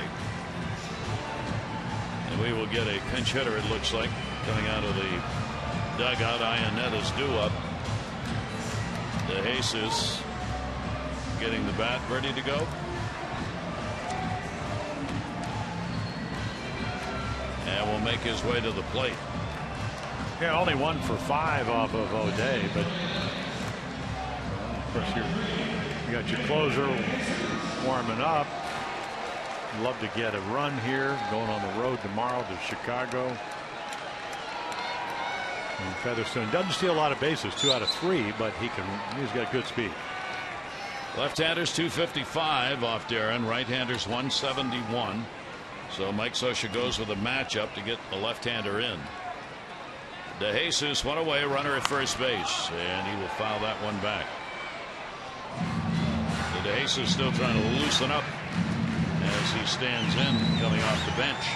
DeJesus as a pinch hitter, and he's been used in that 15 times, 3 for 15 with 5 pinch hit RBIs. He and David Murphy have been the leaders in pinch hitting opportunities, of which there are not generally a lot of in the American League. 0-1 the throw over.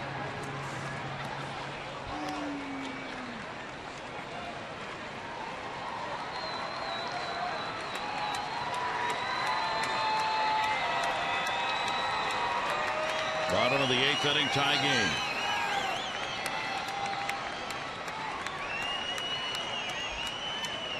DeJesus, Featherstone on at first. Runner goes out. Wieters throw off to the shortstop side on the stolen base. Yeah, we've seen Matt, even though he's throwing him about 30% out, he just seems to pull throws, and if that throws to the second base side, probably be very close. Gets a huge jump. And just the throw a little bit off, so you can see J.J. Hardy have to reach, and then of course he sustains the tag. Like Showalter holding it up for his video people to take a look at.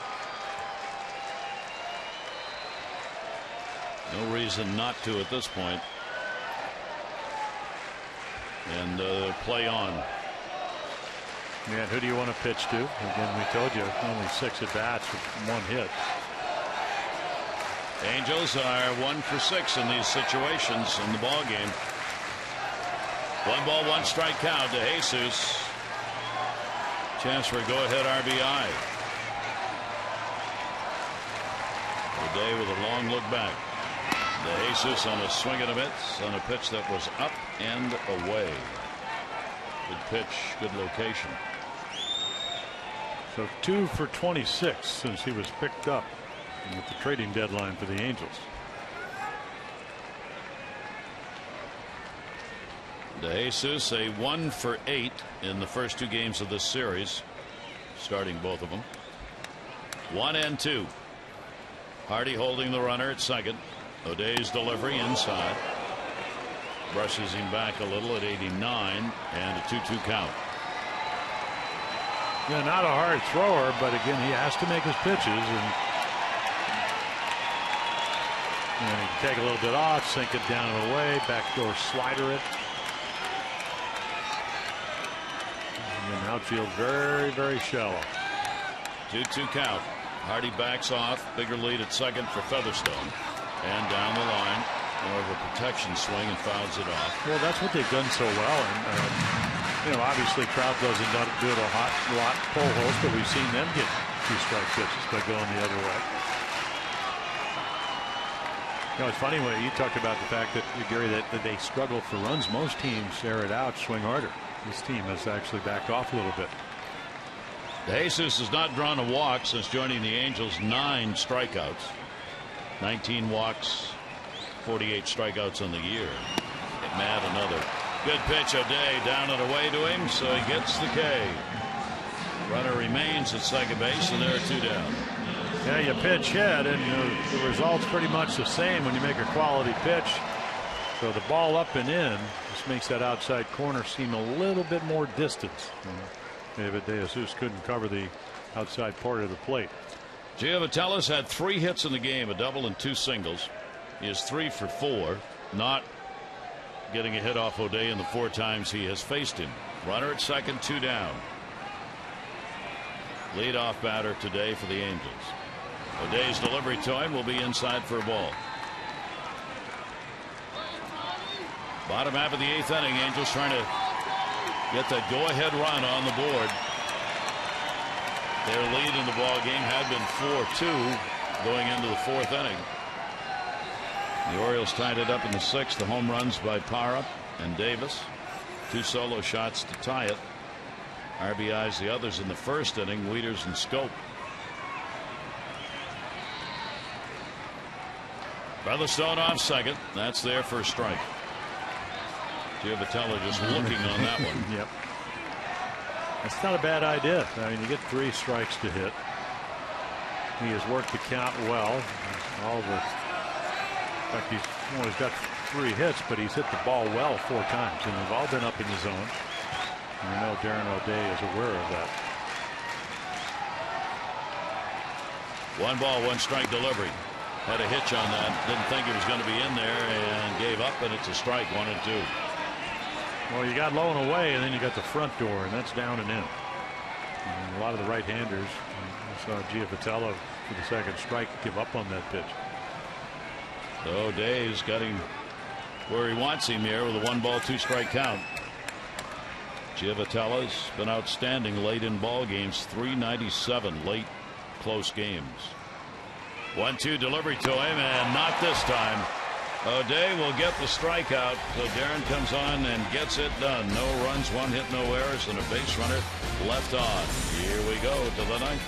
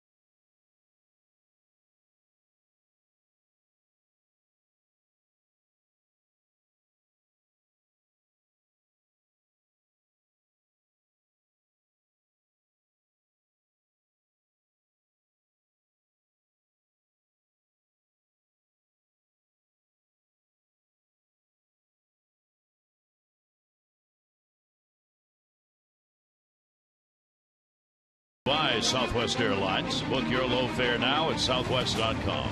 And by PNC for the achiever in you.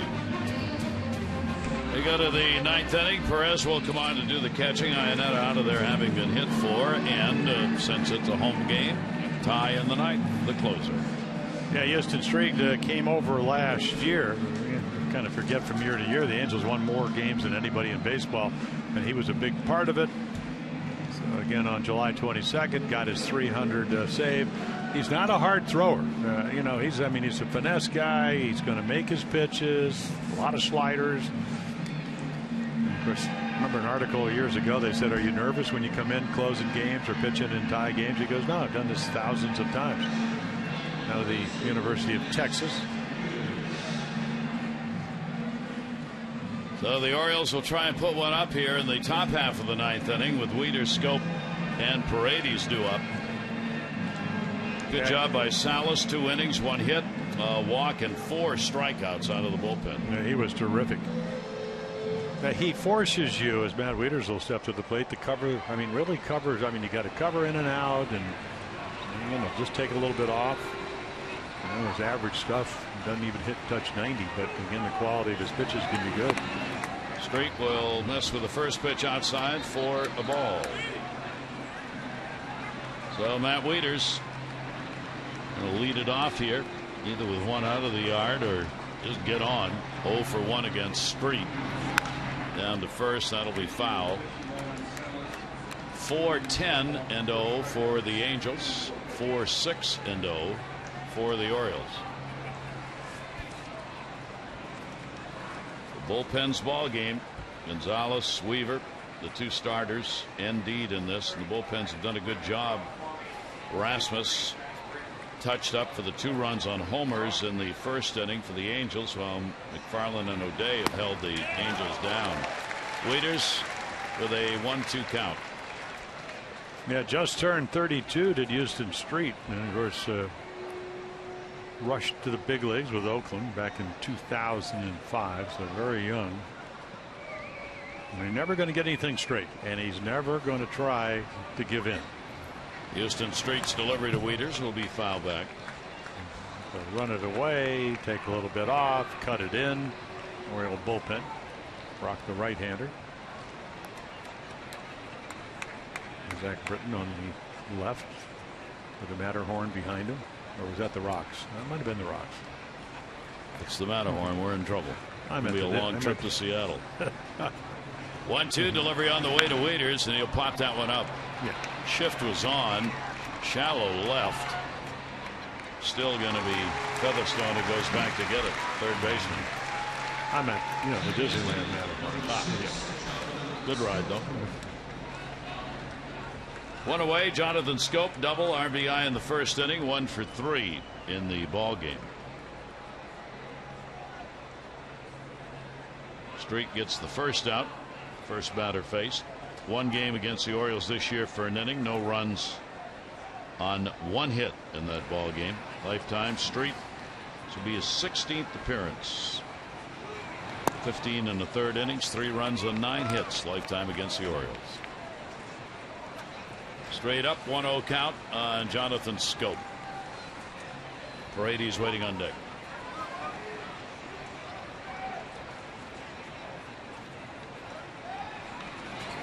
.0 delivery will be foul back. And the count at 1-1.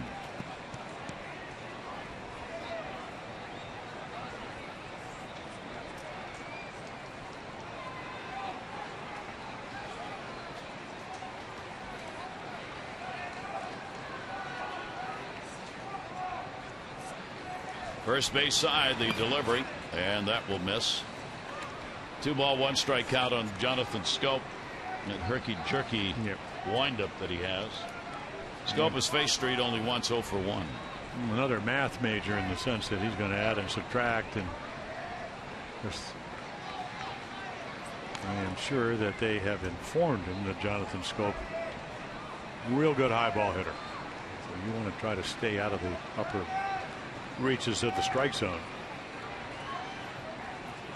2-1 delivery on the way, and that's a chopper. Street knocks it down, but he's not going to get the out. So the Orioles will get a man on a base hit by Jonathan Scope. Yeah, pretty routine if you catch it, but he didn't. Well, the other thing is, when you get 5, 6, 7 pitchers out there, I mean, it's routine. You're coming in, now you're going back. The mound does slope, both on the sides. He's going back, and then when he makes the jump off the heel of his glove, Jonathan Scope airing it out down the base pass. So the Orioles see what they can do with this. That is their 7th hit of the ball game. Paredes has had an 0 for 3, a strikeout, couple of ground ball outs. Street's delivery to him is going to miss away for a ball. In the 9th inning, ball game tied at 4. Winner gets the series in the W column. Orioles looking to even up the season against the Angels. In this, the final game these two teams will play. 1-0 delivery on the way, and a chopper. Foul at the plate. The Paredes 1-1. Hey, you keep waiting for Jimmy to get back to where he was early. That the league has kind of discovered you don't have to throw him a lot of strikes. That ball was about Baltimore high, which is out of the strike zone, but gap to gap, and then the power numbers just come. But when you're over swinging and you're around everything, very hard to do that. Tough start for him here in August. 3 for 23. He got that one though into right. Calhoun, he'll make the catch. Trying to get a double up and no chance at first base. Paredes hit it hard. Calhoun gets it. Yeah, really nice jump. But again, he hooked it. When you go out and hook it, you got to hit it perfectly, and he gets it up on the end of the bat. So But not a bad swing. Bad result because Calhoun again the good job. Snap throw.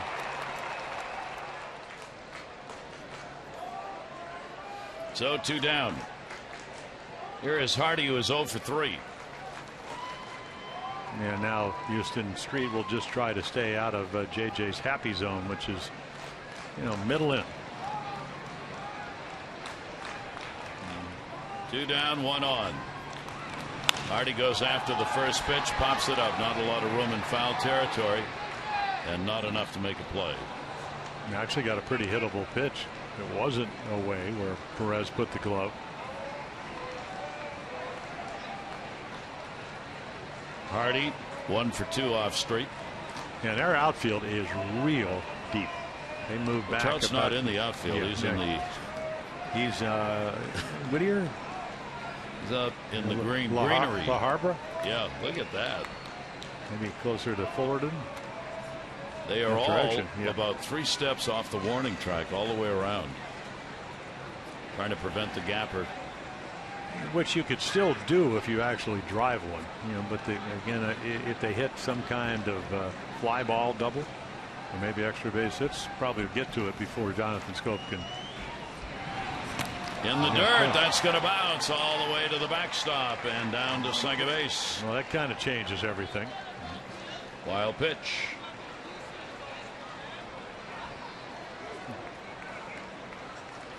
Well, I mean, that's just a ball that should have been caught. It hit his foot. He just didn't catch it.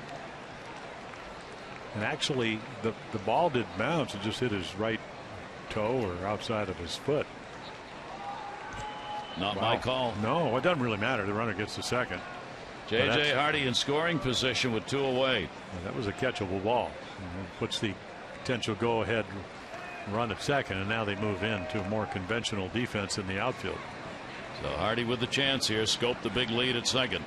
Hardy a ground ball off the end of the bat. Giovatello's got it, and that's the inning. No runs on 1 hit, no errors, and 1 left on base. Orioles 2 for 5. Runners in scoring position. Bottom of the 9th, tie game.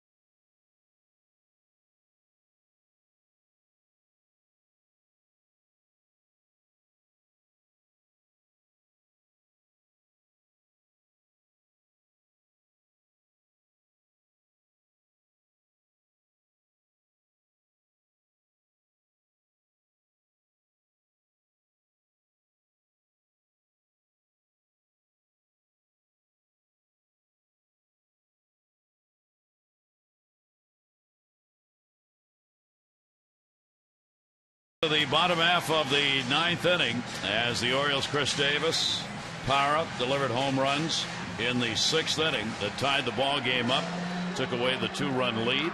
Brock on. So you could see fastballs, slider, and then the change up. So that's really those are the two: the slider and the change up. Secondary pitches favors the change up. So a lot of innings, a lot of appearances. Came in the other night, first pitch, Crone, hit it 456 feet. So he's not batting, but Calhoun already with a home run will face Brad Brock.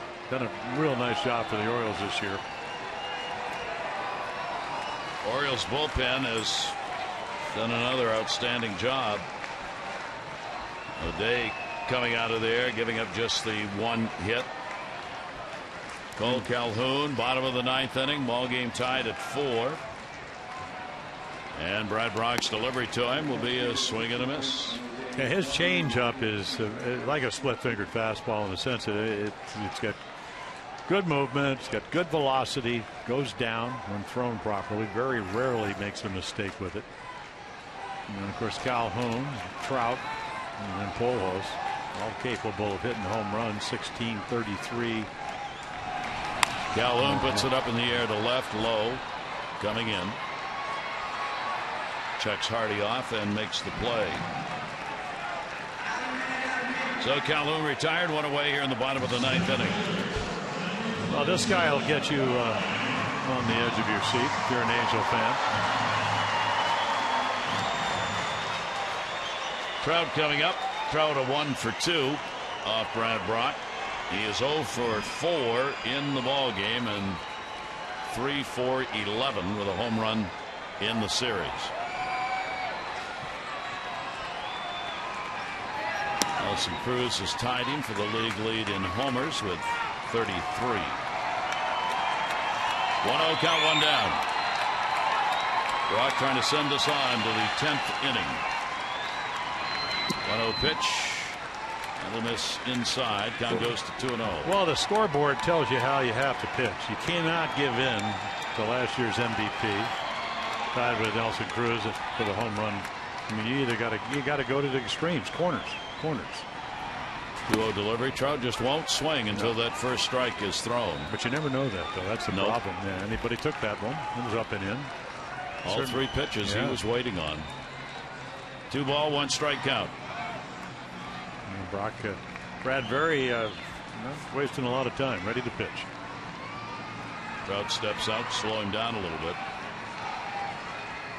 2-1 delivery on the way, and Trout on a real fine pitch by Brock. 2-2. They got a little aggressive there. Good fastball, 95. Great late run. Out of the zone, and he chases it. Brock has worked an inning and a third against the Angels this year. A run and a hit. 2-2 the count. That was a Crone home run. So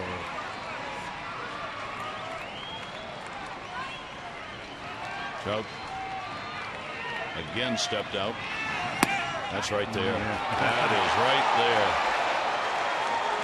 Trout's gone with an 0 for 5. Yeah, really good pitch. Outside part of the plate. 95.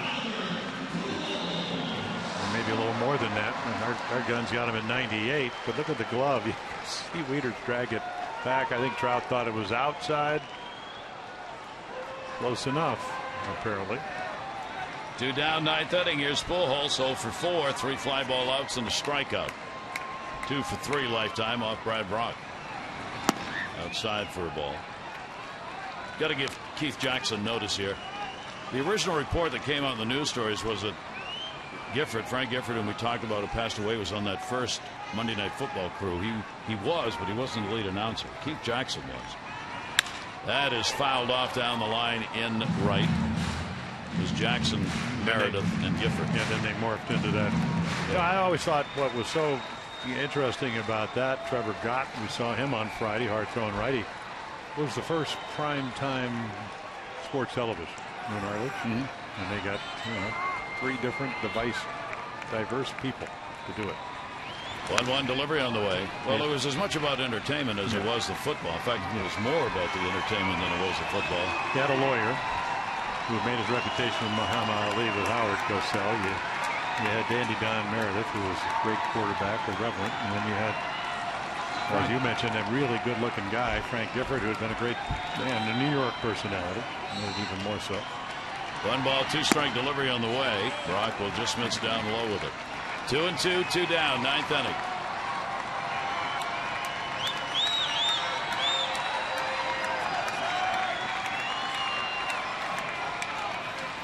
Pujols, he'll be looking to drive it. That one way outside takes a bounce. 3-2. And Brad, Brock, you look on deck and you go, okay, it's a tie ball game. If Pujols hits his 31st home run, the game is over. So where do I go? And I make sure, obviously you can't throw every pitch where you want, but the intent is I'm going to make my pitch, or I will take my chance, lack of speed at first, to pitch to Murphy. Pujols the DH today, and he's on. It's almost like a pitch around in a sense, and it looks like I thought they might pitch run, but that's actually one of the bat boys. They got they got two bat boys here. One's in training before he goes back to school. Well, if we go extra innings, just think about it. We can accelerate his learning curve. More innings in, more you learn. Here is Murphy. David Murphy takes the pitch. He did not go around. Murphy, the home run, third inning, 2 on, his 6th of the year. He has since struck out, singled. First time up in the ball game. Yeah, that was the big blow for the Angels. 0-2 pitch, clubbed it to right field. On the way, and a strike taken. Pujols on at first base. You might think about pinch running, but you don't want him out of the lineup if this game goes extra innings and he gets another at bat. Well, they already used running out of players. Yeah, they used both of their. Still got Cowgill over there. 1-1 outside corner strike from Brock. Yeah, one thing about Brad Brock, he can be a power guy because we saw against Stroud, he can throw 95, and he can finesse you with a slider, or especially the split changeup. But when he's on his games, he can make really good pitches. That's what he's trying to do here. Murphy 0 for 2 against Brock. There goes Pujols. Here's the throw down by Wieters. He's in. How about that? Well, Stolen base. I'll tell you what. I mean, they just fell asleep. They gave it to him, and he took it.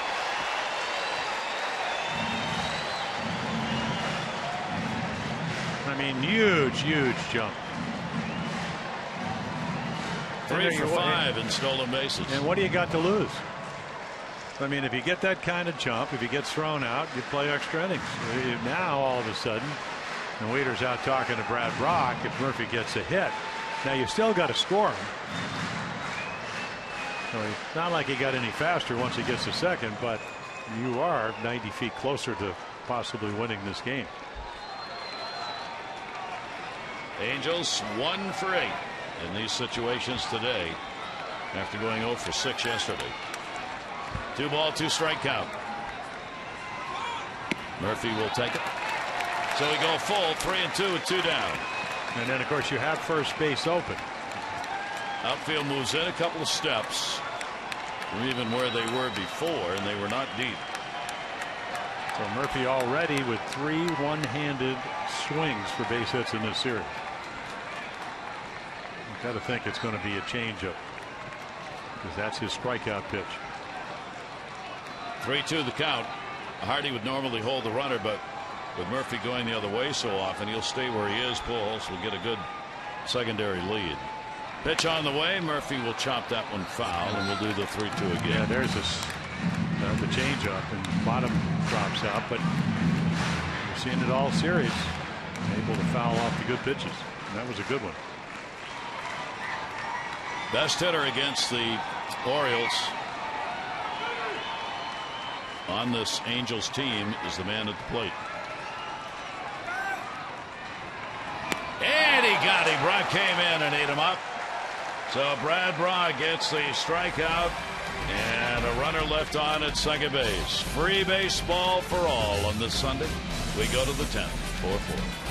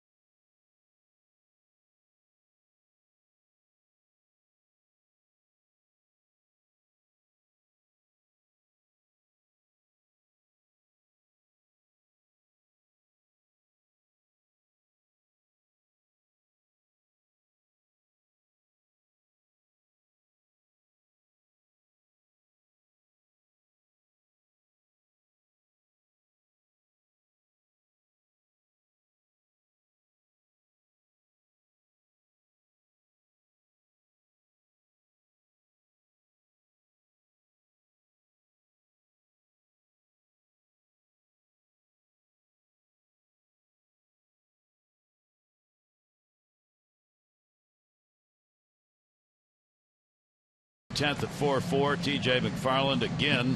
Outstanding work, 2 1/3, no runs on the 2 hits. Chris Davis, big home run, 29th, 2 runs. David Murphy, the 3-run homer that at the point gave them a 4-2 lead in the ball game, but all that goes to the 10th. And Trevor Gott comes on. He came over. We just saw Houston Street, their closer. Both came over from San Diego last July 18th. So Gott, again, a 6th-round draft choice out of the University of Kentucky. Raised and still lives in Lexington. Hard thrower. Saw him the other night. Came in, pitched well. Like he's pitched pretty well for him all year long. If you start looking at 19 out of his 23 appearances, it hasn't been scored on. You can see low average by the righties. And again, 96 to 98 with his fastball and a herky-jerky windup. Inning and 2/3 in game 1 and retired all 5 batters that he faced. David Lowe will lead it off in the 10th inning. 3 strikeouts for Lowe in the game, and we'll take the first pitch for a ball. So Gott works in relief of Houston Street. He worked an inning, gave up a hit. Salas 2 innings, gave up a hit, a walk, 4 strikeouts. Lowe takes that one, 1-1. So they have a nice mix in their bullpen. We saw Bedrosian, and he was throwing 96 to 97. Gott's right up there. And you can see a lot of movement, but that runs off the plate. And just in case the Orioles are able to get one in here, Zach Britton has to stay somewhat ready in the bullpen for the Orioles, because he obviously would come on closer situation. 2 ball, 1 strike delivery on the way, and a chopper. Good speed, Low. Little flip, and they get the out. So Gott off the mound in a hurry on that one. You think you might get a good pitch to hit when he gets behind him when he's off better, but good sink, good movement, good velocity. Manny Machado, base hit his first time up, since 2 strikeouts and a ground ball out. So Manny will stand in with 1 down, nobody on. Parra waiting on deck at the even 300 mark. 6th in runs, 6th in hits. Starting the day in the American League leaderboard, and in this series 8 hits in 14 at bats, and the pitch outside for a ball. So on this Sunday, one to be decided on who's going to take this series, with both teams heading out on the road after. 2-0 count on Machado. Not real happy with the first 2. Takes a little break on a turnaround there. Right-hander's 2-0 delivery. Machado down to first, foul.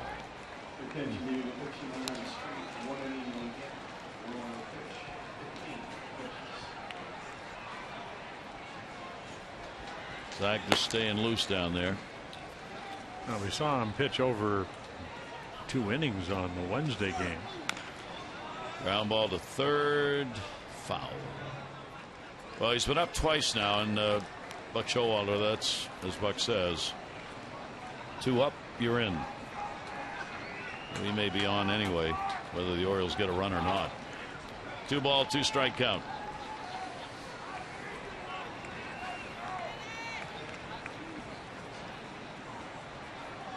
Straight up D against Manny Machado by the Angels, and he's going to get a base hit.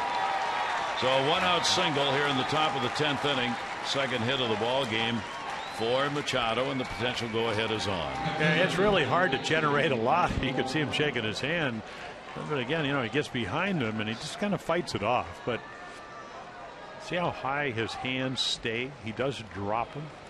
So again, his approach is to stay on top of the ball, and he does. Singles up the middle. Parra delivered his first home run as an Oriole, first RBI, 6th inning. He's had a couple of hits in the ball game, a single. 2 for 4. 4 hits in this series. 1 out, Machado on. Parra down to third. Nice scoop, Featherstone. There's 1. There'll be no relay. Too far away from the bag that time for Giovatello to make a relay on the throw at second. Yeah, a little nice play by Taylor Featherstone, because it's a short hop. Great angle right here. Parra, of course, he hits the ball everywhere. And then Giavotella has to come a long way, and when you do, your momentum, no possible way to be able to catch it, which is the primary number one need, and then try to make any kind of throw. Plus, Parra runs well. Featherstone, nice play. He almost had to wait. He had to lead his second baseman on that, because Giavotella was not going to be on the bag when he made the throw, and he did it gently. Make sure they get that lead runner. Parra, pretty good lead at first base in the dirt. Good stop made by Perez. Adam Jones, he's had an 0 for 3 and a walk in the ball game. And they go back to their run prevent defense, which is almost on the warning track, all three outfielders. Well, when you throw this hard, you are hitting off the fastball. We saw that Trevor Gott had a pretty good breaking ball, but he gets it over. That's what you're hitting off of that right there at 97. He's got good movement too, Gary, so it's not just about the velocity. It's like the ball's running all over the place. Evens the count up at 1-1. Parra far enough off to draw the throw that time by Gott. Parra's got good speed. Thrown on the bag with him. 1 ball, 1 strike count. There are 2 down here in the 10th.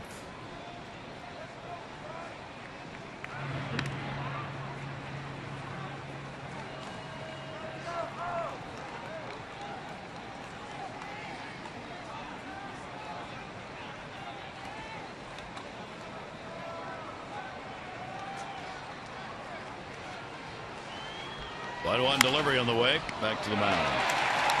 Gott.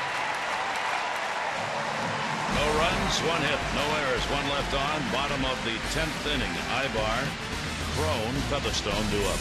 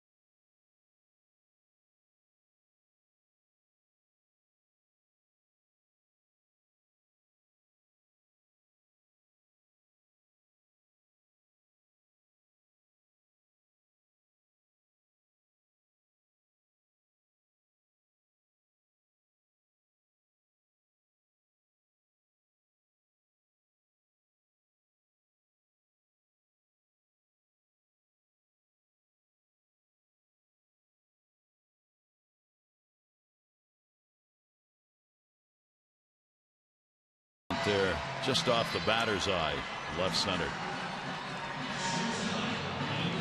Tried getting some Trout out there, but no luck. He was in center. So we go to the bottom half of the 10th inning. Brad Rock will stay on and will be working against Ibar. Couple of doubles, 2 for 4 in the ball game for Ibar. Yeah, 2 home runs, and as you mentioned on Friday night, both of them from this side of the plate. Better average hitter. In fact, that would be any consideration with Britton, because he gets pretty much, if he's on his game, everybody out. But so Brock, it was a tough inning. Anytime you get the tying run into scoring position, got to work real hard or the game's over. And the pitch to him will miss away for a ball. Off to Seattle as soon as this game is decided. Wei and Chen, Vidal Nuno will make the starts for their respective teams tomorrow. 9:30 O's extra, 10 o'clock for the ball game. Masson 2 tomorrow night. Count goes 2-0 on Ibar.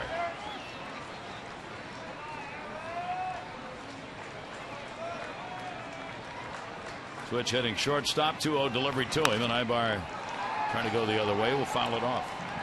37,154. 37154 the announced attendance today. Yeah, I got to think that they're winning 98 games, usually being on the hunt, that their ticket, their season ticket holders number is huge.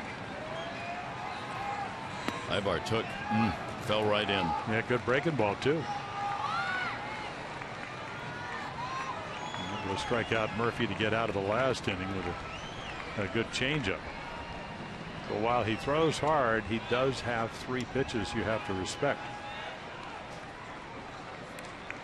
2-2 delivery on the way. Ibar will slap that one foul.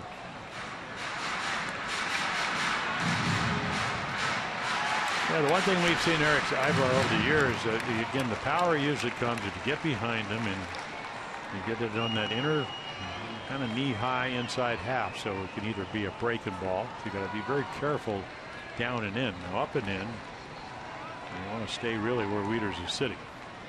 Ibar lashing down to third foul. That'll move low. Low moved over after the count got to 2 strikes in left field. Try and prevent a ball being hit in front of him, over and in left. They'll give him the gap. Yeah, well, his first base hit this series off of Kevin Gausman throwing close to 96, 98 was right over the bag.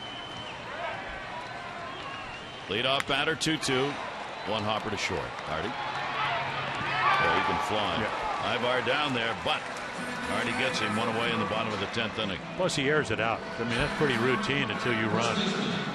When you run from the get-go, that's what Mike Scioscia, Buck Showalter demand. Boy, it makes it a little bit harder on the defenders. So here is C.J. Cron. Came on and got the home run off Brock in the first game of this series in the 7th inning. In a pinch hitting role. Goes for another one right there as he foul tips it for a strike. Cron with 7 long balls on the year. Here in this ball game, single his first time up. Well, he hit the home run off of Brad Brock on the first pitch he threw on Friday. And the second pitch there for a strike as well, 0-2. So it was inside middle, and he hit it 450 plus feet over both bullpens. So that was 97 and was away. 0-2 delivery to him. Whoa. Back into the screen. You can't believe he didn't connect on that one. Well, he reminds you a little bit of a former Angel who's now playing with Seattle, and that's Mark Trumbo. You know, both big guys. I think Trumbo maybe an inch or so taller. Over 30 home runs for the Angels a couple of years ago. 0-2 delivery.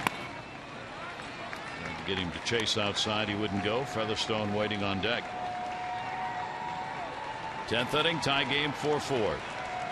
Orioles have McFarland, O'Day, and now Brad Brock out of the bullpen in relief of Miguel Gonzalez, the starter, who went 4 2/3. Swing and a miss, gets him 2 down. Yeah, great changeup. Bottom drops out. And the longer he has an Oriole uniform, the better this pitch has gotten. And again, it's so successful because he's throwing 95 to 97. You know, you got to be quick. And then great movement down in the strike zone.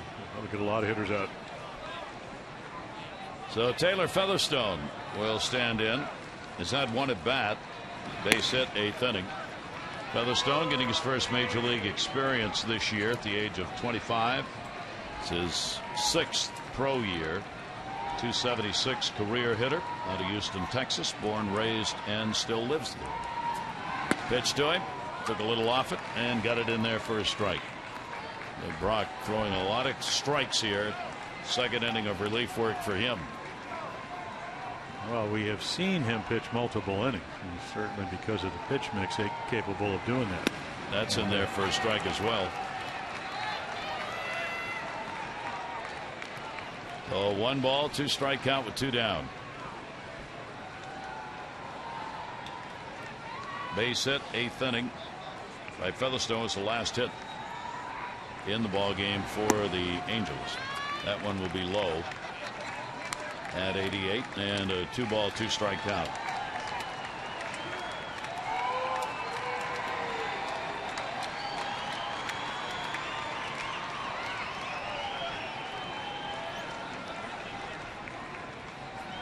Brock's delivery to him, back into the screen. Working on a 4-hour ball game here to wrap up this. Yeah, and for all this, for both teams involved, because you play out here on the West Coast, you just look out at the scoreboard when they don't have some of their signage up here, and you can see that well, Oakland's ahead of Houston. The Angels are tied in the loss column with 51 with the Astros. They've lost, or they're in the 9th inning, and you know, the Orioles know that Toronto beat the Yankees again. 3-ball, 2-strike count. Bullpen for Seattle. Availability obviously will be affected by this game. McFarland probably not. Brock not. O'Day maybe for an inning, and then we'll see where we go. 3-ball, 2-strike count.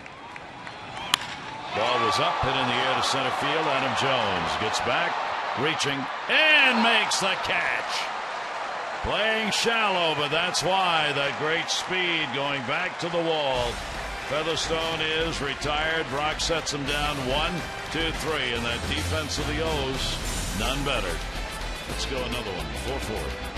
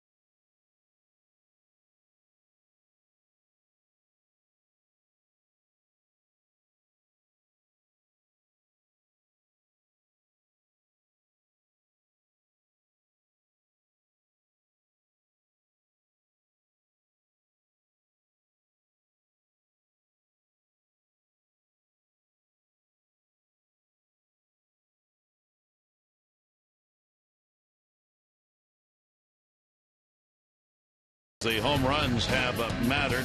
Calhoun got one in the first inning. It would be his 16th. They checked it out, found out it was okay. The Orioles would respond with their own home runs. Parra getting his first. Orioles were down by 2, now 1. Same inning. Chris Davis came up. He delivered the long blow, his 29th. Way back there. And that one would tie the game up, and that's where we are right now. 4-4 here in Anaheim. There's your line. And the bullpen's being taxed in this one. And Davis, Wieters, and Jonathan Scope will be due up going to the 11th inning. Gott will stay on to work his second inning of relief work. Yeah, we told you he came over in the Houston Street trade from San Diego, but again, very young. He turned 23 later on in the month of August. And he has the lowest batting average of any pitcher on the Angels staff. Davis will take it for a ball. Hit by a pitch in the first inning, scored. Flied out, struck out, and had the home run. So one of these college guys that can come out and throw strikes with good stuff. 97, mid movement. Chris trying to put one away right there. Yeah, kind of hard to do. Doesn't throw a lot of extra base hits, and that's why I think the ball is going to be on the plate. And the movement at 97 takes it away from him. One home run in the 23 innings that he's pitched this year. He works in a hurry. Pitch outside to Chris. 2-ball, 2-strike count here in the 11th. It's only 5'10", so it's not like, you know, you got to be rangy to throw 97. Obviously, that's not the case.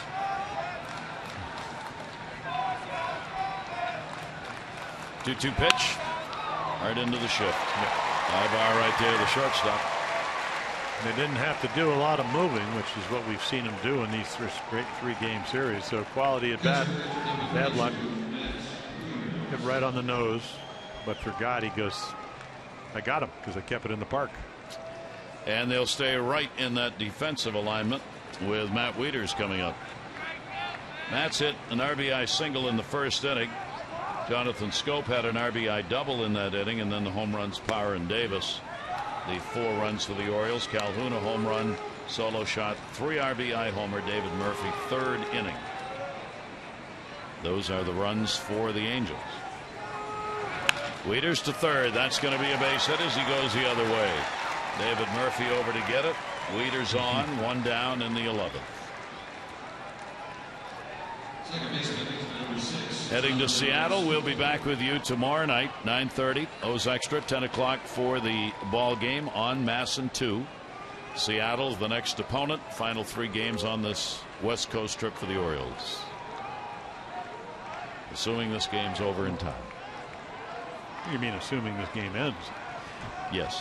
That's what I know which direction you're going. Down the same path. Ground ball to short. High bar. 1. Give a tell it. 2. No runs. 1 hit. No errors. Nobody left on base. 9, 1 and 2 will be due up on the 11th.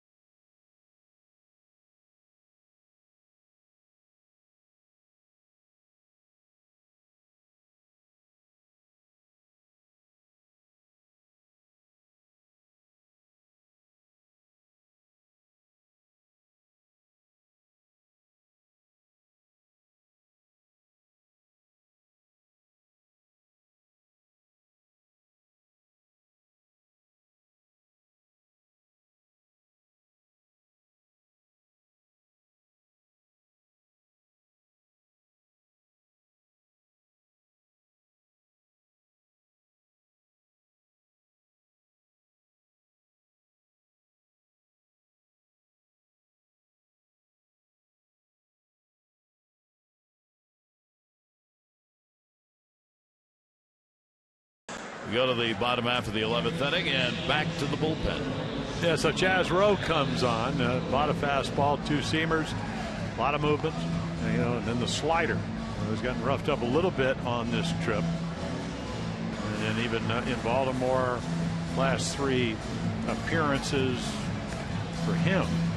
A couple inherited runners and then runners of his own, 3 runs given up. So he doesn't give up a lot of runs, only 11 all year long. So the lefty's starting to hit him a little bit. And again, it's not that the stuff's not there. It's just, some pitches ended up in the middle of the plate. Hanging slider to Semien. He hit a 3-run home run. And then even the other night, I think Dave Zeus hit a slider down into the right field. So tie ball game. No room for much error. Perez, number 9 hitter, get an at bat here, coming on to do the catching after Iannetta had been pinch hit for.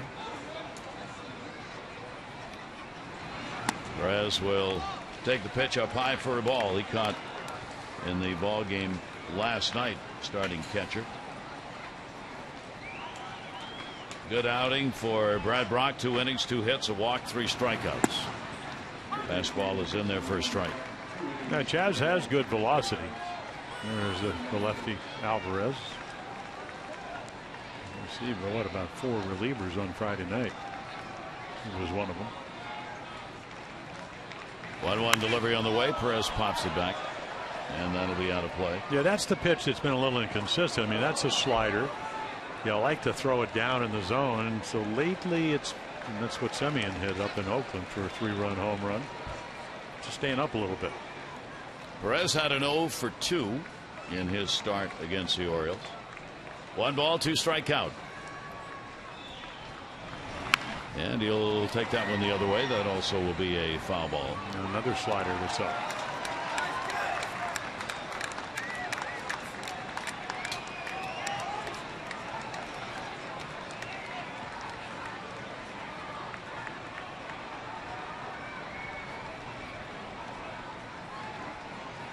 Rowe, the 1-2 delivery again, and that one's going to miss outside. Way out. No chance to go after that one, and a 2 ball, 2 strike count. Leadoff man getting on, obviously. Makes all the difference in the world trying to get that 1-run winning run in extra innings. 2 ball, 2 strike pitch on the way, and that's going to be a base hit. In fact, it's going to be a double. It'll roll into the corner. Lowe will get it in, and into second base with a 2-bagger is Perez. Yeah, I mentioned it the other night, and it's no reflection on Chaz Rowe. This is his first year in the big leagues. So you've never done this. You've never been in a pennant race. And, you know, he gets ahead, hangs a couple of sliders, and it's just a fastball. It's not down. It's just a hittable pitch. So when Tommy Hunter is just traded over for Junior Lake, you lose a link to your bullpen.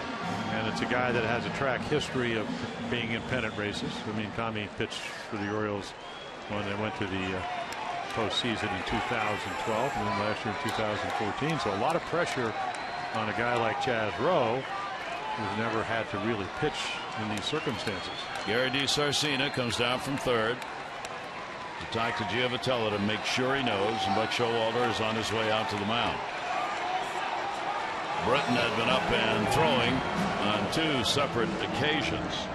Well, yeah, I mean, he certainly could get loose. So if you're going to do anything, of course, the only guy that matters is Perez out at second. This is going to be a defensive talk. Yeah. Looks like Brian Mattis might get up and get loose. And that's for Calhoun. 1 for 9. Runners in scoring position for the Angels today. Here's their 10th chance. Giovatello, 3-hit ball game, 2 singles, a double, a run scored. He is 3 for 5. Manny Machado will move in at third. Chris Davis moving in at first base. Pitch on the way. Will be taken for a strike. Machado is breaking back towards the bag. Davis charging in.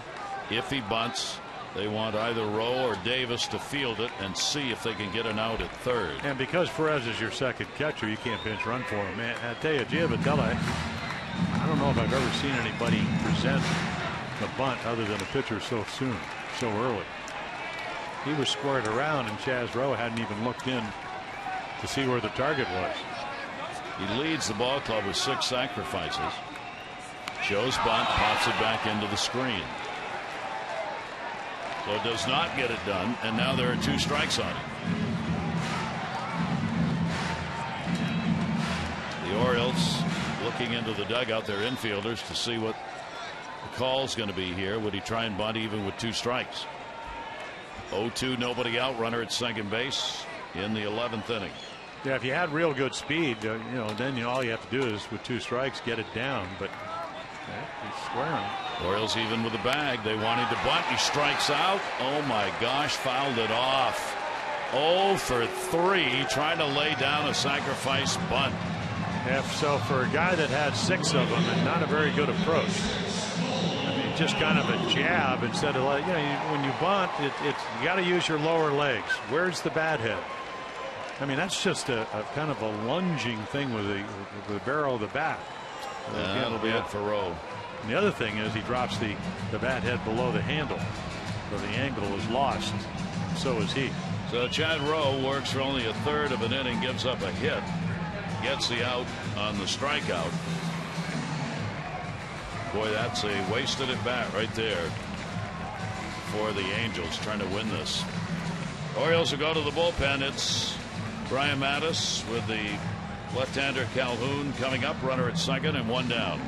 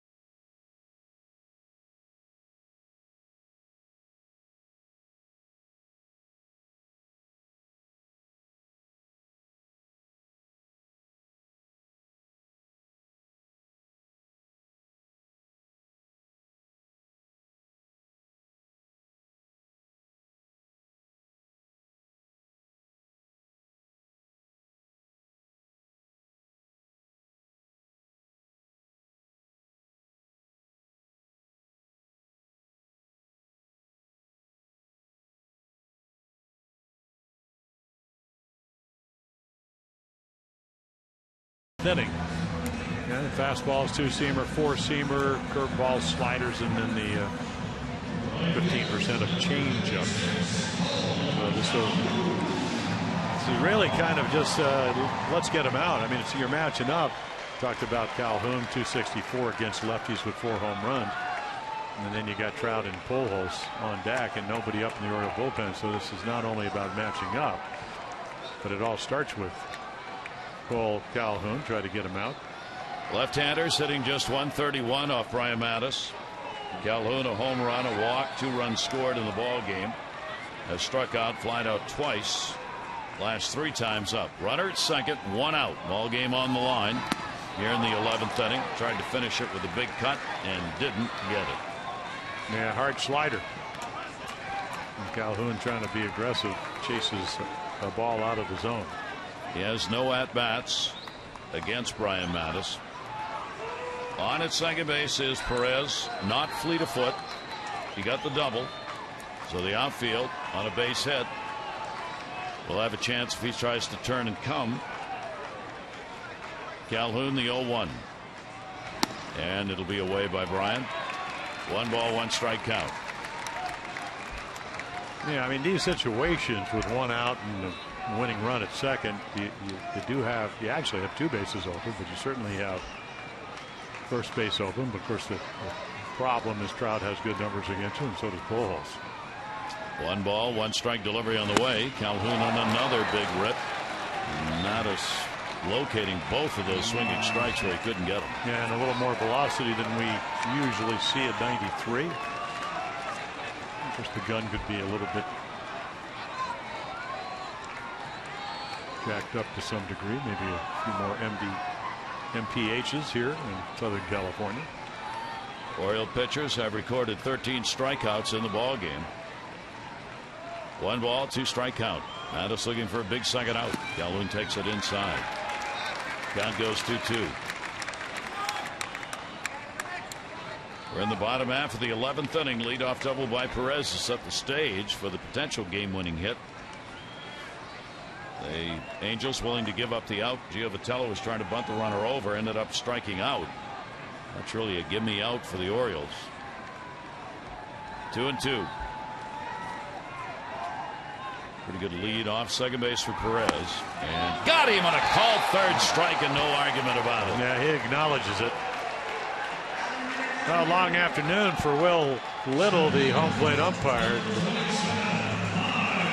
Right on the corner. So baseball being great theater, you're going to have Trout coming up, but with the first base open, you're going to give him the intentional pass. Albert Pujols waiting on that. Well, I'll say you got Trout 2 for 5. And then you got Pujols. It gets worse. 3 for 6 with a home run off Brian Mattis.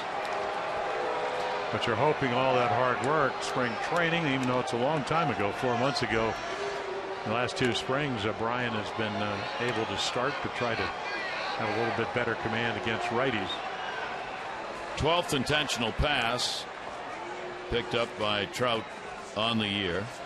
His run, of course, does not matter. It's that run Perez at second base representing the potential go-ahead winning run. 2 down in the 11th inning with 2 on. Albert Pujols. Pujols, a walk his last time up, 0 for 4 in the game. He's going to get the intentional pass 2 to load the bases. Wow. So Buck Showalter has done this kind of thing before. Well, this is what Jeff Bannister did last night. Of the Rangers. Cruz and Cano walked them to get to Jesus Montero. A little different with David Murphy, much more experienced hitter. And the other thing, and it's a classic case of the obvious, is there is no place to put them when you load them up. But this is percentage baseball, and if you're Buck, you got to trust Brian. Ball 4 outside, Pujols on. So 2 intentional passes back to back, putting Trout and Pujols on. Moving the potential winning one, Perez, over to third base. Weeder's out to have a talk with Brian Mattis, with Murphy coming up. And Murphy actually has as good, or maybe more at bats I mean, Murphy is 5 for 12 with a home run off of Mattis. So it's not, you're matching up lefty to lefty, but again, the numbers historically favor Murphy. 3 RBIs, home run in the 3rd inning for Murphy. 2 down. Pitch will be outside. Bryan has thrown 2 wild pitches this season. Perez will be alert for that. Well, it forces Bryan to throw strikes because you load him up. And of course, the people here in Anaheim are on their feet. So the noise factor. This is your home field advantage. 1-0. Mattis delivers. Murphy swings. That fouled off his foot or leg in the batter's box. He'll limp away with a 1-1 count. He hit it so softly. Pujols at first caught it. Murphy trying to get a game winner again. It's the best hitter on this team against the Orioles. Historically, he gets the chance. He had a chance in the 9th inning with a runner at second base, 2 down, and he got called out on strikes. He gets a chance in the 11th inning with the bases loaded. Bryan Mattis with a 1-1 delivery. Murphy will take it down low. 2-1. Well, he ought to get something to hit here because you got to throw a strike. The last thing you want to do is go 3-1. And in this series, and typical David Murphy is he uses the whole field. And now he hit the home run to right, but all the other hits since Friday are to left field. 2-1 delivery on the way and just missed outside. 3 ball, 1 strike count on Murphy. The strategy. Trout pulls with the intentional passes to load him up. Mattis trying to stay away. This is a strike or the ball game's over. 3-1 delivery on the way. It is.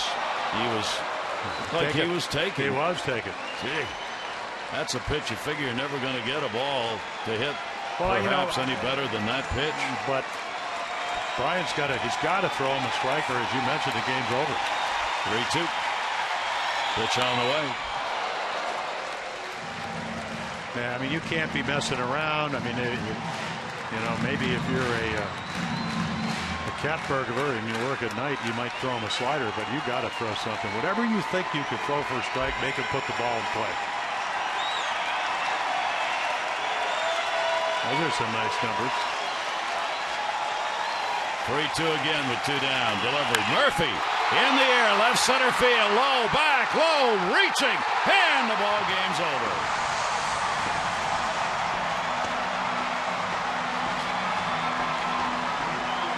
Perez will score an RBI base hit, and David Murphy continues to haunt the Orioles as he picks up the RBI for a 5-4 win.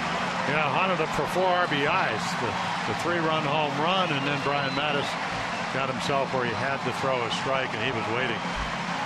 Take this. What, the 4th hit in this series to left field, hits it over the head of David Lowe, and the Angels win. Rowe will take the loss. Perez, his responsibility. Gott will get the win in the ball game, and the Angels take the rubber match, and on the year, Orioles go 2-4 against the Angels. 5-12-0 for the Angels, 4-9-0 for the O's. So the Orioles move on. Wei and Chen will take the mound. Vidal Nuno in game 1 of the 3-game set in Seattle tomorrow night.